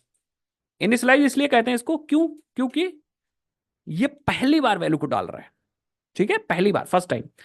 अब ये चलेगा कैसे, ये ऑटोमेटिकली चल जाएगा, ऑटोमेटिकली, आपको चलाने की जरूरत नहीं, ऑटोमेटिकली। कैसे चलेगा मैं बताऊंगा। जब भी हम न्यू कीवर्ड से ऑब्जेक्ट को बनाते हैं तो अपने आप चल जाता है, तो आपको टेंशन लेने की जरूरत नहीं है, ठीक है। नेक्स्ट, ऑब्जेक्ट सिंपल मेथड्स की तरह होता है, बस अंतर ये है कि ऑब्जेक्ट या जो कंस्ट्रक्टर है वो मेथड्स की तरह होता है, और अंतर ये है कि कंस्ट्रक्टर का जो नेम है वो क्लास के नेम के बराबर होता है। मतलब जो क्लास का नेम है वही कंस्ट्रक्टर का नेम। तो आप ऐसे लिख सकते हो, constructor name must be equal to या क्लास नेम। भावनाओं को समझते रहिए भैया, ठीक है। हाँ एग्जैक्टली। और ये कोई भी रिटर्न नहीं, रिटर्न टाइप नहीं होता, तो no return type, no return type. जिसको जिसको आता है वो कमेंट में लिखता भी जाए, मैं अप्रिशिएट करूंगा भाई। बाद में जब क्लास खत्म होगी तो गिफ्ट उफ्ट भी दे दूंगा। नेक्स्ट, नो रिटर्न टाइप मतलब नॉट इवन वॉइड, ये वॉइड भी नहीं रिटर्न करेगा, नॉट इवन वॉइड। तो अब इन रूल्स को फॉलो करते हैं और बनाते हैं कंस्ट्रक्टर। लिखेंगे पब्लिक, रिटर्न टाइप तो हमें लिखना नहीं है, और नाम इसका क्या रखना है, क्लास का नाम रखना है। बन गया कंस्ट्रक्टर, समझ गया ना, सिंपल। अब हम लोग क्या कर सकते हैं, यहाँ पे वेरिएबल्स ले सकते हैं, पैरामीटर्स। हम कहेंगे एक पैरामीटर लेते हैं string n for email, string m for name, integer i for ID. ऐसा मैंने क्यों लिया अभी मैं समझाता हूं आपको, टेंशन मत लीजिए, ठीक है। बात को समझिएगा मेरी। हमने 3 वेरिएबल्स लिए और ये 3 वेरिएबल लोकल हैं, इसी कंस्ट्रक्टर के अंदर यूज होंगे, क्योंकि हमने बनाए भी कहाँ है, इसके पैरामीटर के अंदर। तो अगर पैरामीटर के अंदर बनाए तो कंस्ट्रक्टर के अंदर ही यूज होंगे। तो 3 वेरिएबल यहाँ है और 3 वेरिएबल ऊपर हैं, ये ऑब्जेक्ट के पास जाने वाले। तो 3 इधर और 3 इधर, टोटल हमारे पास 6 वेरिएबल्स हो गए, समझ गए। 3 वेरिएबल हम सिर्फ कंस्ट्रक्टर के अंदर यूज कर सकते हैं, और 3 वेरिएबल हम लोग ऑब्जेक्ट के पास जाके यूज कर सकते हैं। अब हम क्या करेंगे, जो हमारा ईमेल वाला वेरिएबल है उसके अंदर चला जाए एन, और जो हमारा एम वाला जो हमारा नेम वाला वेरिएबल है उसके अंदर चला जाएगा क्या, एम, और जो हमारा स्टूडेंट आईडी के अंदर ये चला जाएगा हमारा आई। अब कुछ लोग सोच रहे होंगे सर ये तो कंफ्यूजन हो जाएगी। क्या कंफ्यूजन हो जाएगी, यहाँ पे अगर 10 वेरिएबल होते तो हमें 10 अलग वेरिएबल लेने पड़ते क्या, हम सेम नहीं रख सकते क्या, ईमेल यहाँ भी ईमेल यहाँ भी, तो हमें अलग से याद करने की जरूरत भी नहीं पड़ती। समझ पा रहे मेरी बात की नहीं। अगर हम यहाँ ईमेल रख दें यहाँ भी ईमेल रखें तो हमें पता चल जाएगा कि इस ईमेल को इसमें डालेंगे, इस नेम को इसमें डालेंगे, ठीक है। तो मैं कहूंगा बिल्कुल आप ऐसे भी कर सकते हो और आप ऐसे भी कर सकते हो, और अच्छा तरीका तो यही है, आप यहाँ दिस यूज करो, यहाँ नेम यूज करो, और यहाँ स्टूडेंट की आईडी यूज करो। तो मैं आपको शॉर्टकट या क्रैश कोर्स की तरह पढ़ा तो रहा हूं, बट आपको समझ में सब आएगा। अब क्या होगा कि अगर हम यहाँ पे लिख दें ईमेल इक्वल टू ईमेल, अब कंफ्यूजन ये हो जाएगी कि जावा ये नहीं समझ पाएगा कि आप ईमेल इक्वल टू ईमेल लिख दिया तो ये वाला ईमेल कौन सा है और ये वाला ईमेल कौन सा है। समझ गए मेरी बात। तो हम लोग यूज करेंगे दिस कीवर्ड यूज करेंगे कॉन्फ्लिक्शन को हटाने के लिए, कि भैया जिसके अंदर दिस लगा दिया वो हमारा इंस्टेंस वाला वेरिएबल है, मतलब ऑब्जेक्ट वाला वेरिएबल है, और जिसको हमने डायरेक्टली यूज किया वो हमारा लोकल वेरिएबल है, मतलब इधर सबसे पास वाला वेरिएबल। सेम हम यहां फॉलो करेंगे, हम लिखेंगे this dot name equal to name and this dot student ID equal to student की आईडी। As simple that. कितने लोग समझ गए। तो दिस कीवर्ड किस लिए यूज होता है, to remove the naming confliction between instance variable and local variables. Okay, is public require really required for the constructor in this case, in this case it is not really required, but अगर आप packages use कर रहे हो तो वहां पे public का मतलब होता है कंस्ट्रक्टर कहीं से भी कॉल हो सकता है, इस ऑब्जेक्ट को हम पैकेज के बाहर भी बना सकते हैं, ठीक है। सो दैट्स वाई एक मैसेज देते हैं यहाँ पे, ऑब्जेक्ट, स्टूडेंट ऑब्जेक्ट क्रिएटेड। अब इसका फायदा क्या होगा? इसका फायदा ये होगा कि जब हम यहाँ पे आएंगे और जब हमने कंस्ट्रक्टर कॉल किया है, यहीं पे हम तीन वैल्यू पास कर सकते हैं। एक अमन पास कर सकते हैं, aman@gmail.com पास कर सकते हैं, और हम क्या पास कर सकते हैं यहाँ पे, 1 2 3। अब हमें तीन लाइनें लिखने की जरूरत नहीं है, तो ये प्रॉब्लम हमने सॉल्व कर ली। सेम यहाँ पे भी हम लोग क्या कर सकते हैं, अब आयुष पास कर सकते हैं, और क्या पास कर सकते हैं भाई, भाइयों भाइयों भाइयों भाइयों और बहनों, ayush@gmail.com, और 2 4 3 भी पास कर सकते हैं। बस अब ये तीन लाइन फिर से हमें लिखने की जरूरत नहीं है, कमेंट कर दो बस। अभी भी आपका आउटपुट सेम आएगा, सेम आउटपुट आएगा, तो रन करोगे सेम आउटपुट है। बट अब हम लोग कंस्ट्रक्टर यूज कर रहे हैं in order to initialize the object. कितने लोगों को कंस्ट्रक्टर का मतलब समझ आया? कंस्ट्रक्टर बहुत इजी था। कॉल कब हो रहा है कंस्ट्रक्टर? यस, न्यू कीवर्ड के बाद। अब न्यू की, अच्छा आपसे इंटरव्यू में पूछा जा सकता है न्यू कीवर्ड क्या है, क्या यूज है न्यू कीवर्ड का, इंटरव्यू पूछा जा सकता है भाई। तो मेरा ये भी अधिकार है कि मैं आपको धीरे धीरे बताता भी चलूं।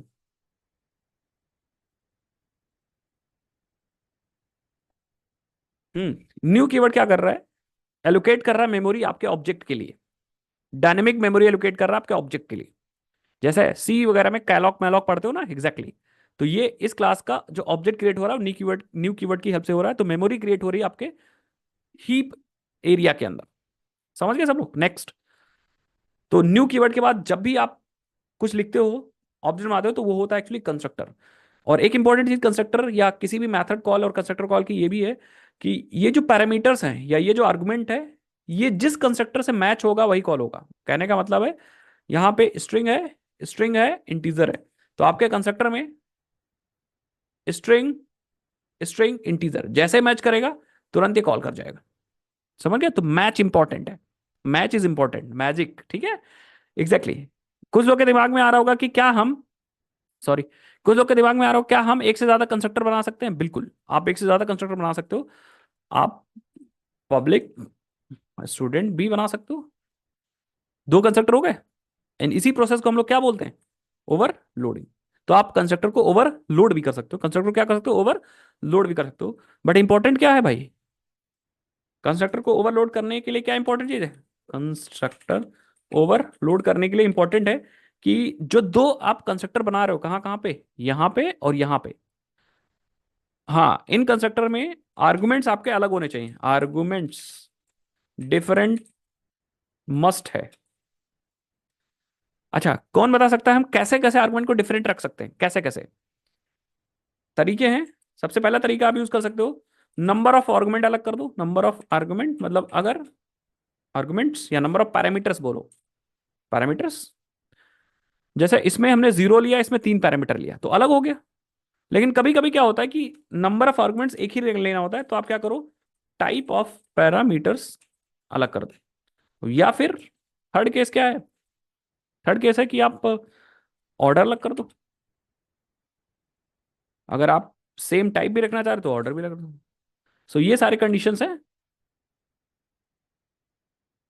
हमारे ओवरलोडिंग के। समझ गए ना? So this is important.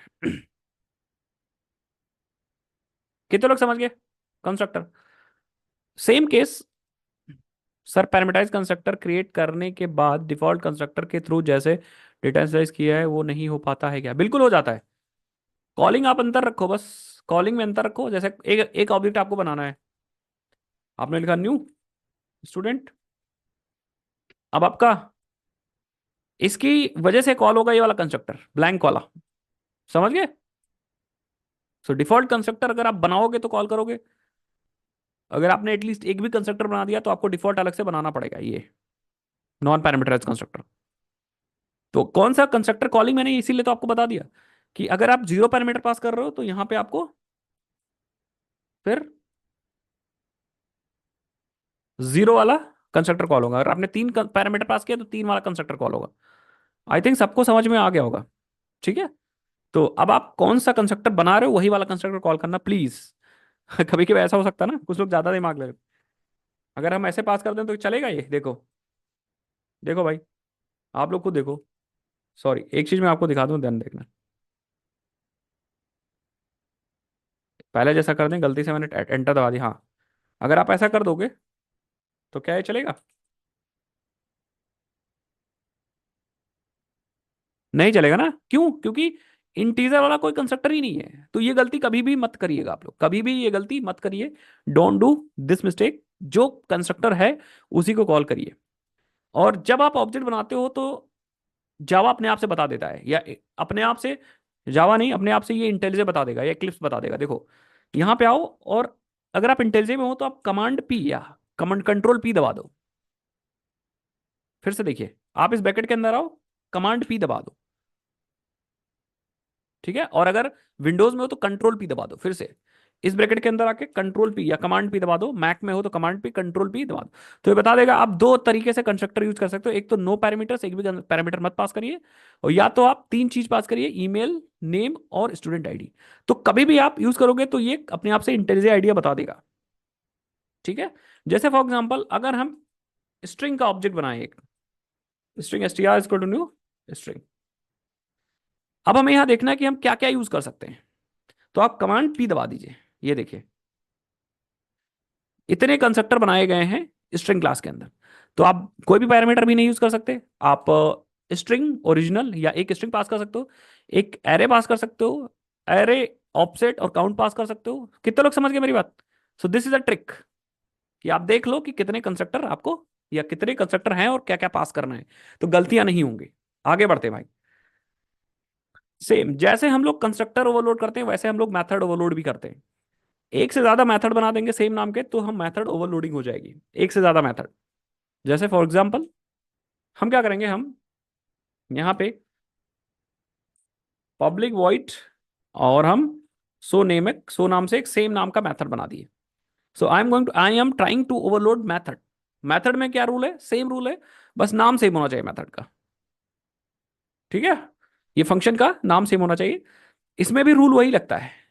अगर ओवरलोड करना है आपको तो number of parameter, type of parameter, या फिर ऑर्डर ऑफ पैरामीटर अलग करिए। तो अगर मैं यहाँ पे स्ट्रिंग लास्ट नेम ले लूं तो आपका यहाँ पे ओवरलोड हो जाएगा। सबसे पहले हम लिखेंगे नेम, एंड देन कॉन्कैटिनेट करेंगे लास्ट नेम। समझ गए सब लोग? As simple as that. तो जब आप सो नेम कॉल करोगे, कुछ पैरामीटर में कोई वैल्यू नहीं पास करोगे, उस केस में ये वाला मेथड कॉल होगा। और जब आप सो नेम कॉल करोगे और कोई वैल्यू पास कर दोगे, उस केस में आपका ये वाला मेथड कॉल होगा। लेट्स सी, मैं चेक करा देता हूं आपको। यहाँ पे आते हैं, हम लिखेंगे student, student one dot so name. ये देखिए मिल रहा है आपको। सो नेम एक ब्लैंक भी यूज कर सकते हो, और या फिर आप लास्ट नेम पास कर सकते हो। तो अगर मैं लास्ट नेम पास करता हूं, लेट्स पास और सिंह, और एक और कॉल करता हूं student one dot show name, तो अलग अलग आउटपुट आपको देखने को मिलेगा। Let's see. कंट्रोल आर दबा के आप चला सकते हो, मैक में कंट्रोल आर दबा के चला सकते हो आप। कंट्रोल आर दबाओगे अपने आप से फाइल चल जाएगी। ये देखिए, ठीक है। सो जब हमने सो नेम कॉल किया था तो ये प्रिंट हुआ सिंह, और जब हमने सिर्फ सो नेम कॉल किया विदाउट लास्ट नेम तो ये प्रिंट हुआ। तो नेम में आई थिंक ये है क्या, नेम में हमने गलत प्रिंटिंग कर दी। हाँ, नेम में हमने कुछ गलत पास कर दिया आई थिंक, ठीक है। हमें पास करना चाहिए सबसे पहले ईमेल देन नेम, और हमने पास कर रखा है नेम देन ईमेल। समझ गया ना? तो ईमेल की जगह हमने नेम पास कर दिया। सो आप इसको सही भी कर सकते हो, कोई दिक्कत वाली बात नहीं। हम पहले ईमेल कर देंगे, देन नेम कर देंगे। तो ये सब चीज़ होती रहती है, और इस चीज़ को सही करना सीखिए। यस, ये देखिए, लास्ट नेम वाला अमन सिंह, और जो सिंगल नेम वाला है वो ये। कितने लोग समझ गए? Overloading, overriding, class object overloading, overriding. तो इसका यूज होगा बार बार। नेक्स्ट आगे बढ़े, आगे बढ़ते हैं। तो अभी बहुत सारी चीजें कवर करनी है। अब बात करते हैं ओवरराइडिंग की। किसकी? ओवरराइडिंग की। दिस कीवर्ड मैंने थोड़ा सा बताया। दिस कीवर्ड का मतलब एक चीज और होता है, एक्सप्लेन कर देता हूं। दिस कीवर्ड का मतलब होता है करंट रेफरेंस, या करंट ऑब्जेक्ट का खुद का रेफरेंस, करंट इन्वोकिंग ऑब्जेक्ट जिसको हम बोलते हैं। जैसे फॉर एग्जांपल अगर हम स्टूडेंट क्लास के अंदर है और अगर हमने दिस यूज कर लिया, तो एक तो हम लोकल वेरिएबल और इंस्टेंस वेरिएबल के बीच में डिफरेंस निकालने के लिए दूसरा हम क्या कर सकते हैं, जैसे फॉर एग्जांपल हम यहाँ पे हैं और हम चाहते हैं अपने ही क्लास का कोई मेथड कॉल करें सो नेम, तो हम यहाँ पे this dot so name call कर सकते हैं। कितने लोग समझ गए? दिस मतलब अपने ही क्लास का सो नेम मेथड कॉल करेंगे। अपने ही क्लास कहना थोड़ा ठीक नहीं होगा, दिस एक्चुअली मतलब होता है वो ऑब्जेक्ट जिस पे ये वाला मेथड आप कॉल कर रहे हो। सो ऑल मेथड जिस पे कॉल करोगे वो वाला ऑब्जेक्ट। इसको मैं यहां से समझाता हूं, बस 2 मिनट लूंगा आपका। जैसे फॉर एग्जांपल एक ऑब्जेक्ट हम लोग बनाए, एग्जैक्टली exactly, वो तो ठीक है। एक ऑब्जेक्ट हम लोग ये बना रहे हैं, ठीक है। ये हमारा ऑब्जेक्ट है, थोड़ा अच्छे से बना दें, अदरवाइज आप लोग कहोगे सर इतना बेकार कैसे बन गया। दिस इज ऑब्जेक्ट, ये हमारा ऑब्जेक्ट है और क्लास के अंदर एक मेथड हमने बना रखा है सो ऑल, और इसके अंदर मैं यूज कर रहा हूं दिस डॉट सो। बात को समझिएगा सब लोग, ठीक है। अब यहां पे दिस का मतलब क्या है? सबसे पहले आप लोग ये समझिए कि ये जो मेथड है सो ऑल, ये वाला मेथड, ये वाला मेथड अपने आप नहीं कॉल होगा automatic. This method will not be called automatically. ये मेथड अपने आप से कॉल नहीं होगा। कितने लोग समझ पा रहे हैं मेरी बात? ये मेथड अपने आप नहीं कॉल होगा। पता है कैसे कॉल होगा? सबसे पहले आपको ऑब्जेक्ट की जरूरत होगी, आप पहले ऑब्जेक्ट बनाओगे। तो पहले आप इस ऑब्जेक्ट को क्रिएट करोगे, आप जिस भी क्लास के अंदर होगा आप ऑब्जेक्ट बना लोगे। ऑब्जेक्ट बनाना मैंने सिखा दिया था, student s is equal to new student, object बन जाएगा। देन आप उस S1 पे डॉट सो ऑल कॉल करोगे, सो ऑल को कॉल करोगे, और ये है हमारा S1, ये है हमारा S1।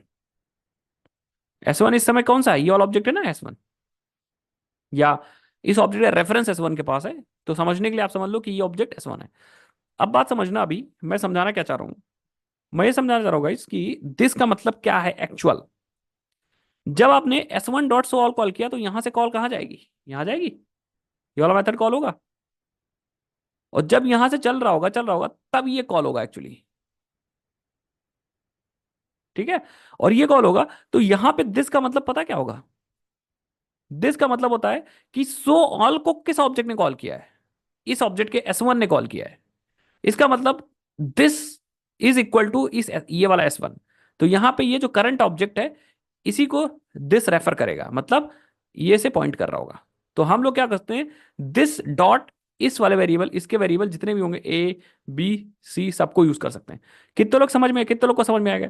इसीलिए बोलते हैं दिस इज अ, दिस जो होता है वो करंट इन्वोकिंग ऑब्जेक्ट होता है। करंट इन्वोकिंग, जिस मेथड को इन्वोक कर रहा है या जिस मेथड को जो ऑब्जेक्ट इन्वोक कर रहा है वही, उसी का रेफरेंस दिस के पास होता है, करंट इन्वोकिंग ऑब्जेक्ट,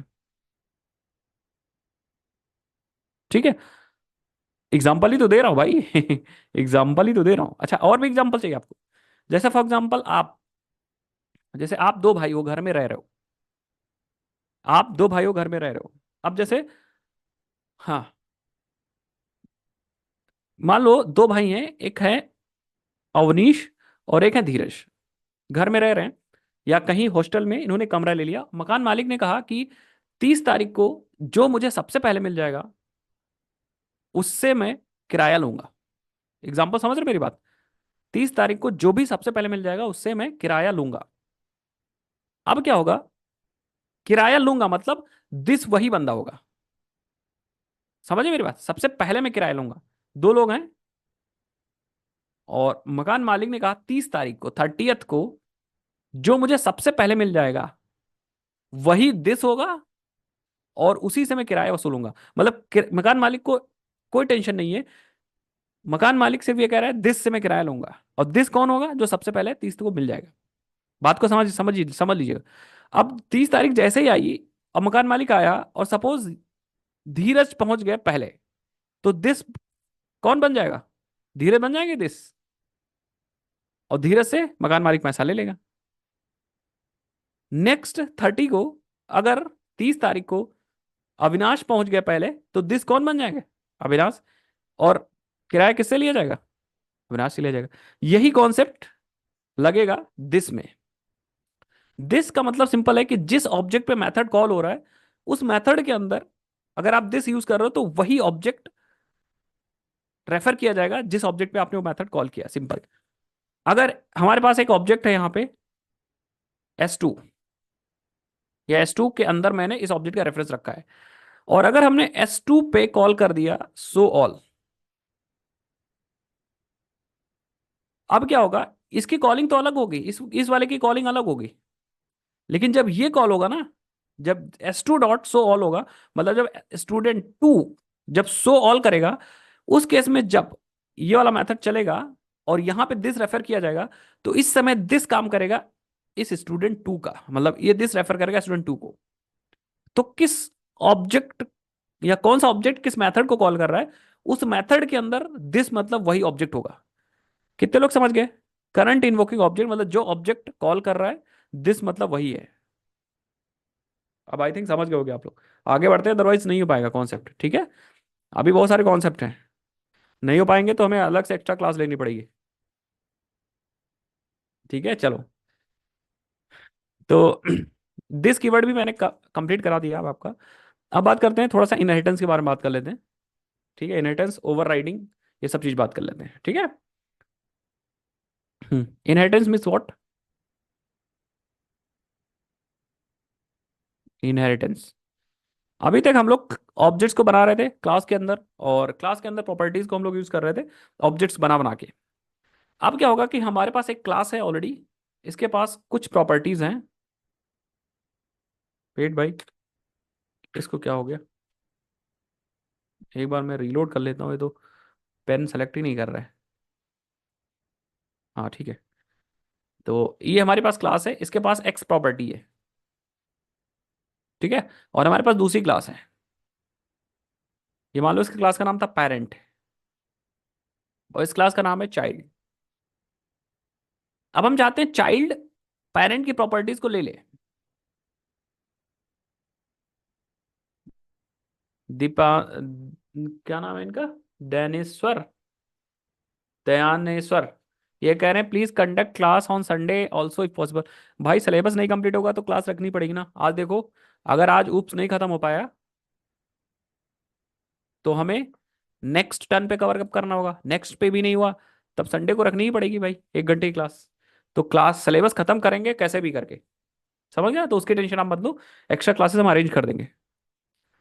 चाइल्ड, अब हम चाहते हैं कि पेरेंट की जितनी प्रॉपर्टीज हैं वो चाइल्ड के पास आ जाएं। तो हम क्या करेंगे, हम चाइल्ड को एक्सटेंड करा देंगे, मतलब इनहेरिट कर लेंगे पेरेंट से, और इसके पास भी ये एक्स आ जाएगा, और इसके पास खुद की प्रॉपर्टी भी होगी, दैट इज इसके पास वाई भी होगी। तो ये एक्सटेंड कर लेगा, इसी प्रोसेस को बोलते हैं, क्या बोलते हैं, इसी प्रोसेस को हम लोग बोलते हैं इनहेरिटेंस। व्हेन वन क्लास, जब एक class, when one class acquire the property of the another class, तो जब एक क्लास किसी दूसरे क्लास की प्रॉपर्टी को ले लेता है तो वो इनहेरिट हो जाता है। और जो प्रॉपर्टीज को देता है, दे कौन सा रहा है, पेरेंट, तो उसको हम लोग पेरेंट क्लास बोलते हैं, या फिर सुपर क्लास बोलते हैं, सुपर, और या फिर बेस क्लास बोलते हैं। तो इसका कोई भी नाम है, आप देख लीजिए। और जो प्रॉपर्टीज को लेता है वो चाइल्ड होता है, या फिर सब क्लास होता है, और या फिर डेराइव्ड क्लास होता है, मतलब वहां से निकली हुई क्लास डेराइव्ड क्लास होती है। तो जो प्रॉपर्टीज देता है मतलब दे रहा है पेरेंट। पेरेंट मतलब आपने पिताजी को समझिए, ये आपके पिताजी हैं, पिताजी के पास 50 करोड़ रुपीज हैं, 50 CR। तो जब आप पैदा हो जाओगे तो 50 CR आपके भी होंगे, आप यूज कर पाओगे, समझ गया। तो आप जब पैदा हो जाओगे तो आप इन 50 करोड़ को बहुत आसानी से यूज कर पाओगे। हो सकता है आप बड़े हो गए, आपने 100 करोड़ कमा लिया, तो ये 50 करोड़ भी आपका होगा, CR प्लस 100 करोड़ आपके पास और आ जाएगा। So this is called inheritance. Exactly, Java में हर क्लास एक ऑब्जेक्ट क्लास से डेराइव्ड होती है। कौस्तुभ कह रहे हैं सर, आपने यूट्यूब चैनल लाइव स्ट्रीम में बोला था कि सिलेबस अपडेट होगा। हाँ कौस्तुभ, मैंने बोला था बट हमें टाइम नहीं मिल पाया, ठीक है, हमें टाइम नहीं मिल पाया, तो दैट्स अभी पॉसिबल नहीं पाया।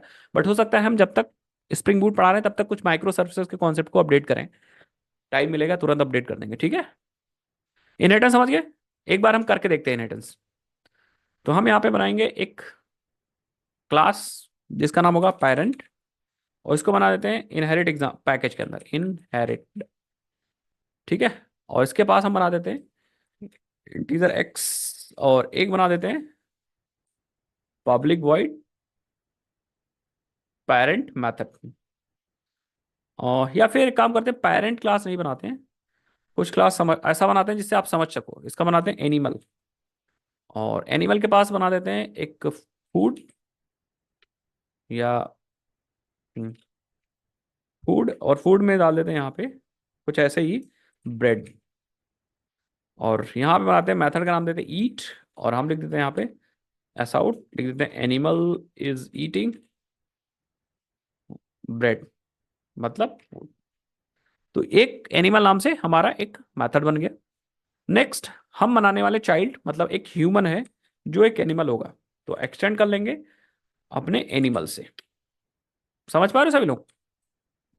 अब इस ह्यूमन के पास कुछ नहीं है, बट इसके पास प्रॉपर्टीज एक्सटेंड हो गया, कहाँ से आ रही हैं? एनिमल से। मतलब इस ह्यूमन के पास क्या क्या होगा?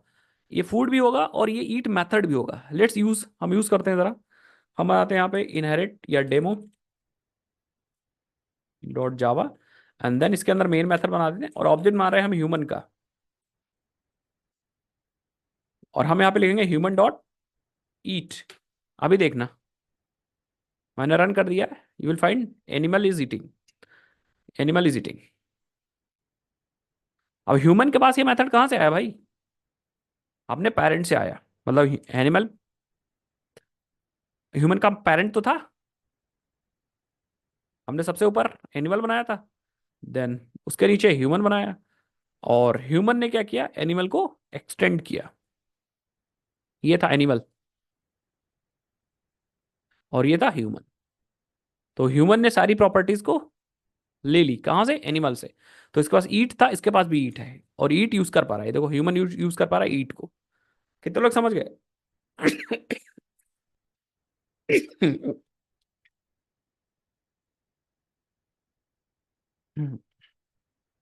ठीक है। सेम वेरिएबल को भी एक्सेस कर सकता है, कोई दिक्कत नहीं है। आप यहाँ पे ह्यूमन फूड को भी एक्सेस कर सकता है। ये देखो, ब्रेड। समझ गए सभी लोग? तो ये होता है इनहेरिटेंस, कि जब कोई एक प्रॉपर्टी या जब कोई पेरेंट की प्रॉपर्टीज को इनहेरिट कर ले, मतलब ले ले कोई चाइल्ड या कोई क्लास, तो उसे हम बोलते हैं इनहेरिटेंस। और क्लास ले रहा है, इसका मतलब ऑब्जेक्ट के पास भी वो चीज चली जाएगी। सेम, अगर चाहे तो ये चाइल्ड क्लास अपने पास और भी मेथड बना सकता है, मतलब चाइल्ड की बात कर रहा हूँ, ह्यूमन चाहे तो ये कुछ और चीज बना सकता है, public void sleep S out human is sleeping. तो इस केस में स्लीपिंग भी बन सकता है यहाँ पे, ह्यूमन डॉट स्लीप। अब ये जो स्लीप है वो सिर्फ ह्यूमन के पास है, वो एनिमल के पास नहीं है। तो ह्यूमन ही यूज कर सकता है स्लीप, मतलब ह्यूमन ईट भी यूज कर सकता है और स्लीप भी यूज कर सकता है। कितने लोग समझ गए मेरी बात? सर अगर किसी फंक्शन को इनहेरिट नहीं करा है तो फाइनल कीवर्ड लगा सकते हैं क्या? फाइनल कीवर्ड किसी पे भी लगा सकते हो, अभी फाइनल कीवर्ड बता रहा हूँ। मेथड पे भी लगा सकते हो, क्लास पे भी लगा सकते हो, और वेरिएबल पे भी लगा सकते हो। आज मल्टी थ्रेडिंग कहाँ कवर होगा भाई? आज ऊप्स ही कवर हो जाए बहुत बड़ी बात है, ऊप्स भी नहीं कवर हो पाएगा। ऊप्स हमें नेक्स्ट टर्न पे अब कवर करना पड़ेगा ऐसा लग रहा है, क्योंकि कितना टाइम हो गया? 22:30 हो गया। 10 मिनट बाद अभी मैं चालू कर दूंगा आपका लाइव वो डाउट वाला सेशन। किसी को डाउट नहीं हुआ तो पढ़ाएंगे। नेक्स्ट, अब बात करते हैं, लेट सपोज, सिचुएशन को समझिए गाइस, सिचुएशन को ये समझिए, एनिमल के पास ये ईट मेथड है, और जा कहाँ पे रहा है? वो ह्यूमन के पास जा रहा है। कभी ऐसा भी तो हो सकता है कि ये ह्यूमन के पास जो ईट आ रहा है, अगर ये ह्यूमन उस ईट की फंक्शनैलिटी से सेटिस्फाइड नहीं हुआ तो क्या करेगा? बात को समझिए मेरी। सपोज आप हो यहाँ पे, या आपके पापा जी हैं, ये पापा जी हैं आपके, और आपके पापा जी ने एक बहुत बढ़िया मकान बनवा के आपको दिया है, ठीक है, और आपने उसको इनहेरिट किया है, मतलब आपके पास वो है। कभी कभी ऐसा भी तो हो सकता है, या 10 साल बाद ऐसा भी तो हो सकता है कि ये जो मकान आपको मिला है विरासत में, उस मकान से सेटिस्फाइड आप ना हो। आप चाहते हो भाई अब आजकल तो नए नए मकान चल रहे हैं, हमें नया मकान चाहिए, तो आप क्या करोगे? क्या करोगे आप?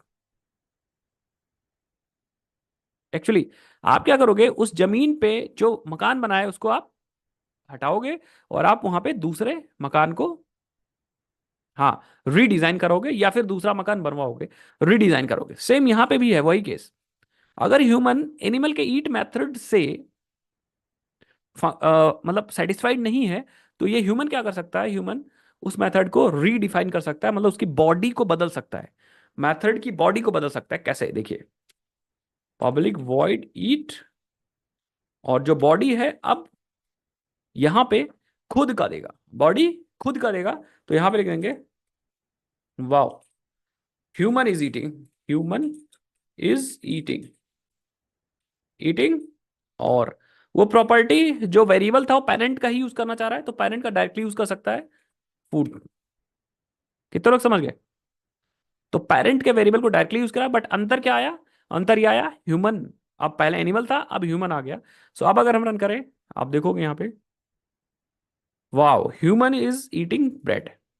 समझ गए? कभी कभी ऐसा होता है कि इस चाइल्ड के पास भी एक प्रॉपर्टी हो फूड, इसमें रखा हो राइस, हो सकता है कि नहीं? अब क्या, अब अगर रन करते हैं तो आप देखो ह्यूमन इज ईटिंग राइस आ रहा है, मतलब अपने क्लास का वेरिएबल, अपने क्लास के वेरिएबल को प्रेफरेंस ज्यादा मिल रही है। अगर ये फूड नहीं होता तो पेरेंट क्लास के वेरिएबल को प्रेफरेंस मिलती। ये वही बात हो गई कि अगर अपना बेटा है तो अगर कोई सामान लाए तो सबसे पहले अपने बेटे को देंगे, अगर अपना बेटा नहीं है फिर कोई सामान लाओगे तो अपने भाई के बेटे को दोगे। समझ गए सब लोग मैं क्या कह रहा हूं? तो अगर अपने पास कोई फूड वेरिएबल है अपने क्लास के पास, तो वो डायरेक्टली एक्सेस होगा, अगर अपने पास नहीं होगा तो पेरेंट का वेरिएबल एक्सेस करेगा। लेकिन अगर कोई चाहता है कि हम पेरेंट के वेरिएबल को एक्सेस करें यहां पे भी, तो आप यूज कर सकते हो सुपर कीवर्ड।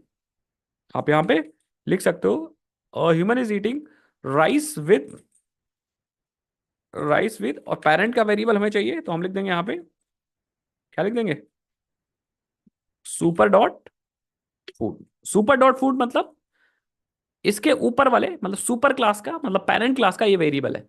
और इसको दिस से भी रेफर कर सकते हो, दिस मतलब अपने ही क्लास का, मतलब अपने ही करंट ऑब्जेक्ट का फूड, सुपर मतलब पेरेंट के ऑब्जेक्ट का फूड या पेरेंट क्लास के वेरिएबल का फूड। ये देखिए human is eating rice with bread,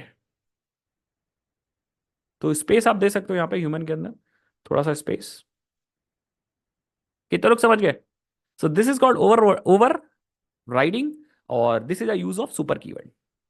तो सुपर कीवर्ड किस लिए यूज होता है? It is use to refer the parent class, intermediate parent class object.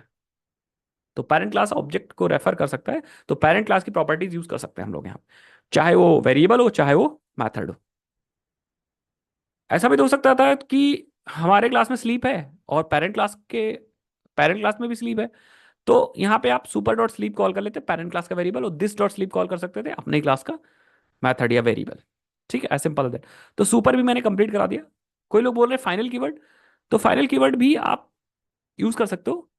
तीन जगह पे यूज होता है फाइनल कीवर्ड। पहला,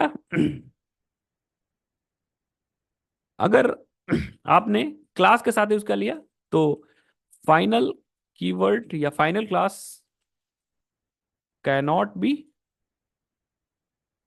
इनहेरिटेड या सब क्लास, तो आपने फाइनल क्लास के आगे लिख दिया तो उसको इनहेरिट कोई नहीं कर पाएगा। Final methods can not be overrided, तो अगर आपने फाइनल मेथड बना दिया तो कैनॉट बी ओवर राइडेड, और अगर फाइनल वेरिएबल आपने बना दिया तो cannot be changed, variables cannot be change. ये सब चीज मैं आपके स्लाइड में मेंशन कर दूंगा। समझ गए सभी लोग? तो ये सब चीज मैं मेंशन कर दूंगा, फाइनल कीवर्ड भी मेंशन कर दूंगा आपके स्लाइड। मुझे लगता है बनाने की जरूरत नहीं है, आप लोग समझ जाओगे। अगर हम इस क्लास को फाइनल बना देंगे तो देखो एरर आ गई, ये देखिए ह्यूमन उसे एक्सटेंड नहीं कर सकता, cannot inherit from final inherit dot animal. अगर हम इस मेथड को फाइनल बना देंगे तो ये ओवरराइड नहीं हो पाएगा। ये देखो हमने इसको ह्यूमन के अंदर ओवरराइड किया था, तो इसे ओवरराइड नहीं कर सकते। It cannot be overrided, it in inherit dot animal, override method is final. तो मेथड को भी हम लोग फाइनल नहीं बना सकते, अदरवाइज ओवरराइड नहीं कर। तो हम चाहते हैं कि हमारा मेथड को ओवरराइड ना कर पाए, तो उस केस में हम उसको फाइनल बना देते हैं। ओके, समझ गए? कितने लोग समझ गए? तो आज की क्लास यही खत्म करें क्या? हाँ, मेरी तबीयत भी सही नहीं है और मैं काफी देर से बोल रहा हूँ। नेक्स्ट क्लास में हम लोग कंटिन्यू करेंगे। क्या क्या कंटिन्यू करेंगे, लेट्स सी। हम लोग देख लेते थोड़ा सा। यस।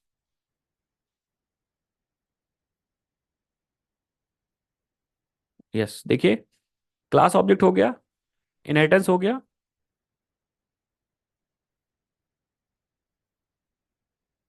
कंस्ट्रक्टर हो गया, दिस कीवर्ड हो गया, ओवरलोडिंग हो गया, कंस्ट्रक्टर ओवरलोडिंग हो गया, मैथड ओवरलोडिंग हो गया, इनहेरिटेंस ओवरराइडिंग हो गया, इनकैप्सुलेशन बताऊंगा नेक्स्ट टर्न पे, एब्स्ट्रैक्शन बताऊंगा नेक्स्ट टर्न पे। ठीक है? एब्स्ट्रैक्शन मतलब इंटरफेसेस। हाँ, इन इंटरफेसेस पढ़ेंगे नेक्स्ट टर्न पे, एब्स्ट्रैक्शन पढ़ेंगे, या एब्स्ट्रैक्शन को अचीव करेंगे इंटरफेसेस की हेल्प से, एब्स्ट्रैक्ट क्लासेस की हेल्प से। दूसरा पॉइंट, इनकैप्सुलेशन पढ़ेंगे, एंड बेसिकली जो चीज बची होगी उसको हम लोग कंप्लीट करेंगे ऊप्स ऑब्जेक्ट ओरिएंटेड में। जल्दी से कोशिश करेंगे, जल्दी से हम लोग खत्म कर लें आधे घंटे में। देन कलेक्शन फ्रेमवर्क भी हम लोग सीखेंगे नेक्स्ट टर्न पे। जो बचेगा टेंशन मत लीजिए, संडे को एक्स्ट्रा क्लास लेके पढ़ा देंगे। ठीक है? ये स्लाइड वगैरह मैं गिटहब पे डाल के आपको भेज दूंगा एक दो दिन में, टेंशन मत लीजिए। ठीक है? किसी को कोई डाउट है? मैं अनम्यूट कर रहा हूँ, सबको पूछ सकता है। लेट्स सी कहाँ से होंगे अनम्यूट। वेट अ सेकेंड भाई। आई थिंक आप अनम्यूट कर सकता है कोई, मैं सुन सकूं पहले। एक मिनट रुक जाओ। हाँ।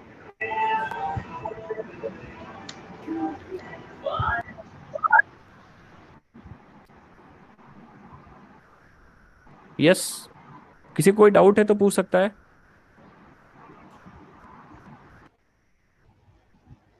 म्यूट नहीं कर पा, अनम्यूट नहीं हो रहा क्या? कोई किसी को डाउट नहीं है? आज की क्लास सबको समझ में आई? डाउट नहीं तो बहुत अच्छी बात है यार। यस सर, आई। गुड।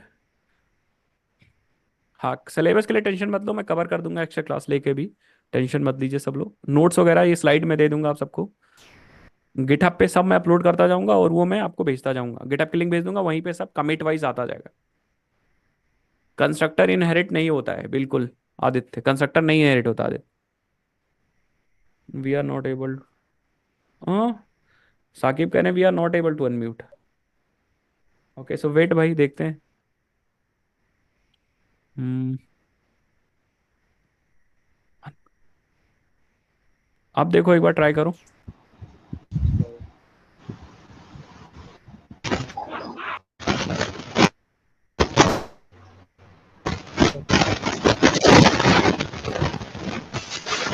अब हो रहा है अनम्यूट?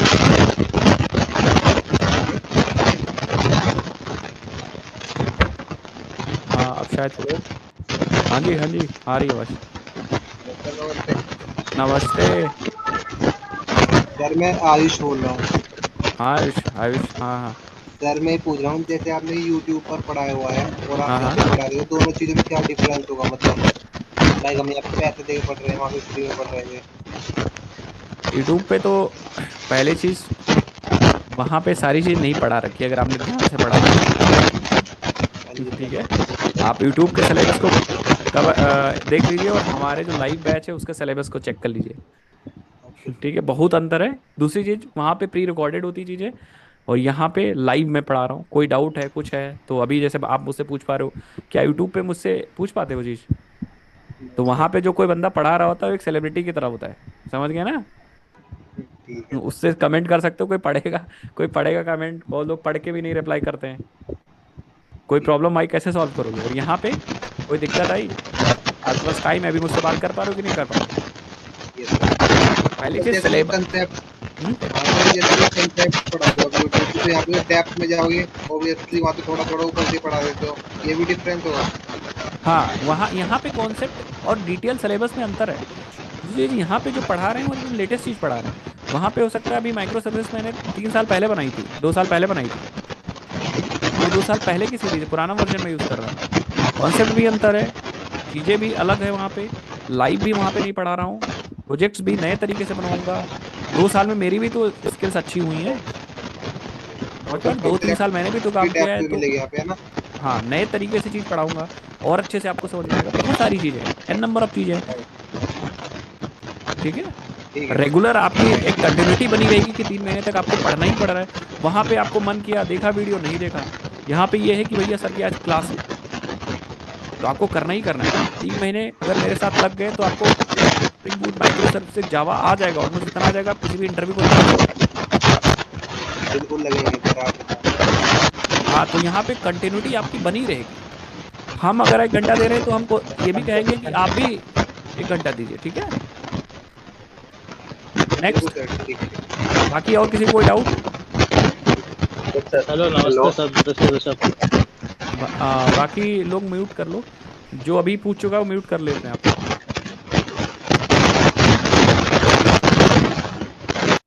हाँ हेलो, हाँ नमस्ते दुर्गेश जी, दिस इज ऋषभ। हाँ ऋषभ बताओ। हाँ, आई हैव आ रही है, आ ऑलरेडी, रही है आवाज, आ रही। Yes yes. yeah, yeah, I have already read your that videos like Spring also, and that the basic Java courses from okay free from YouTube. Okay okay. So today is a very good day for me that I have got an offer. Down की बात कर रहा हूँ, देखें आपके company हुई है, क्योंकि अभी 50 डेज है, नोटिस पीरियड पे हूँ मैं। मेरे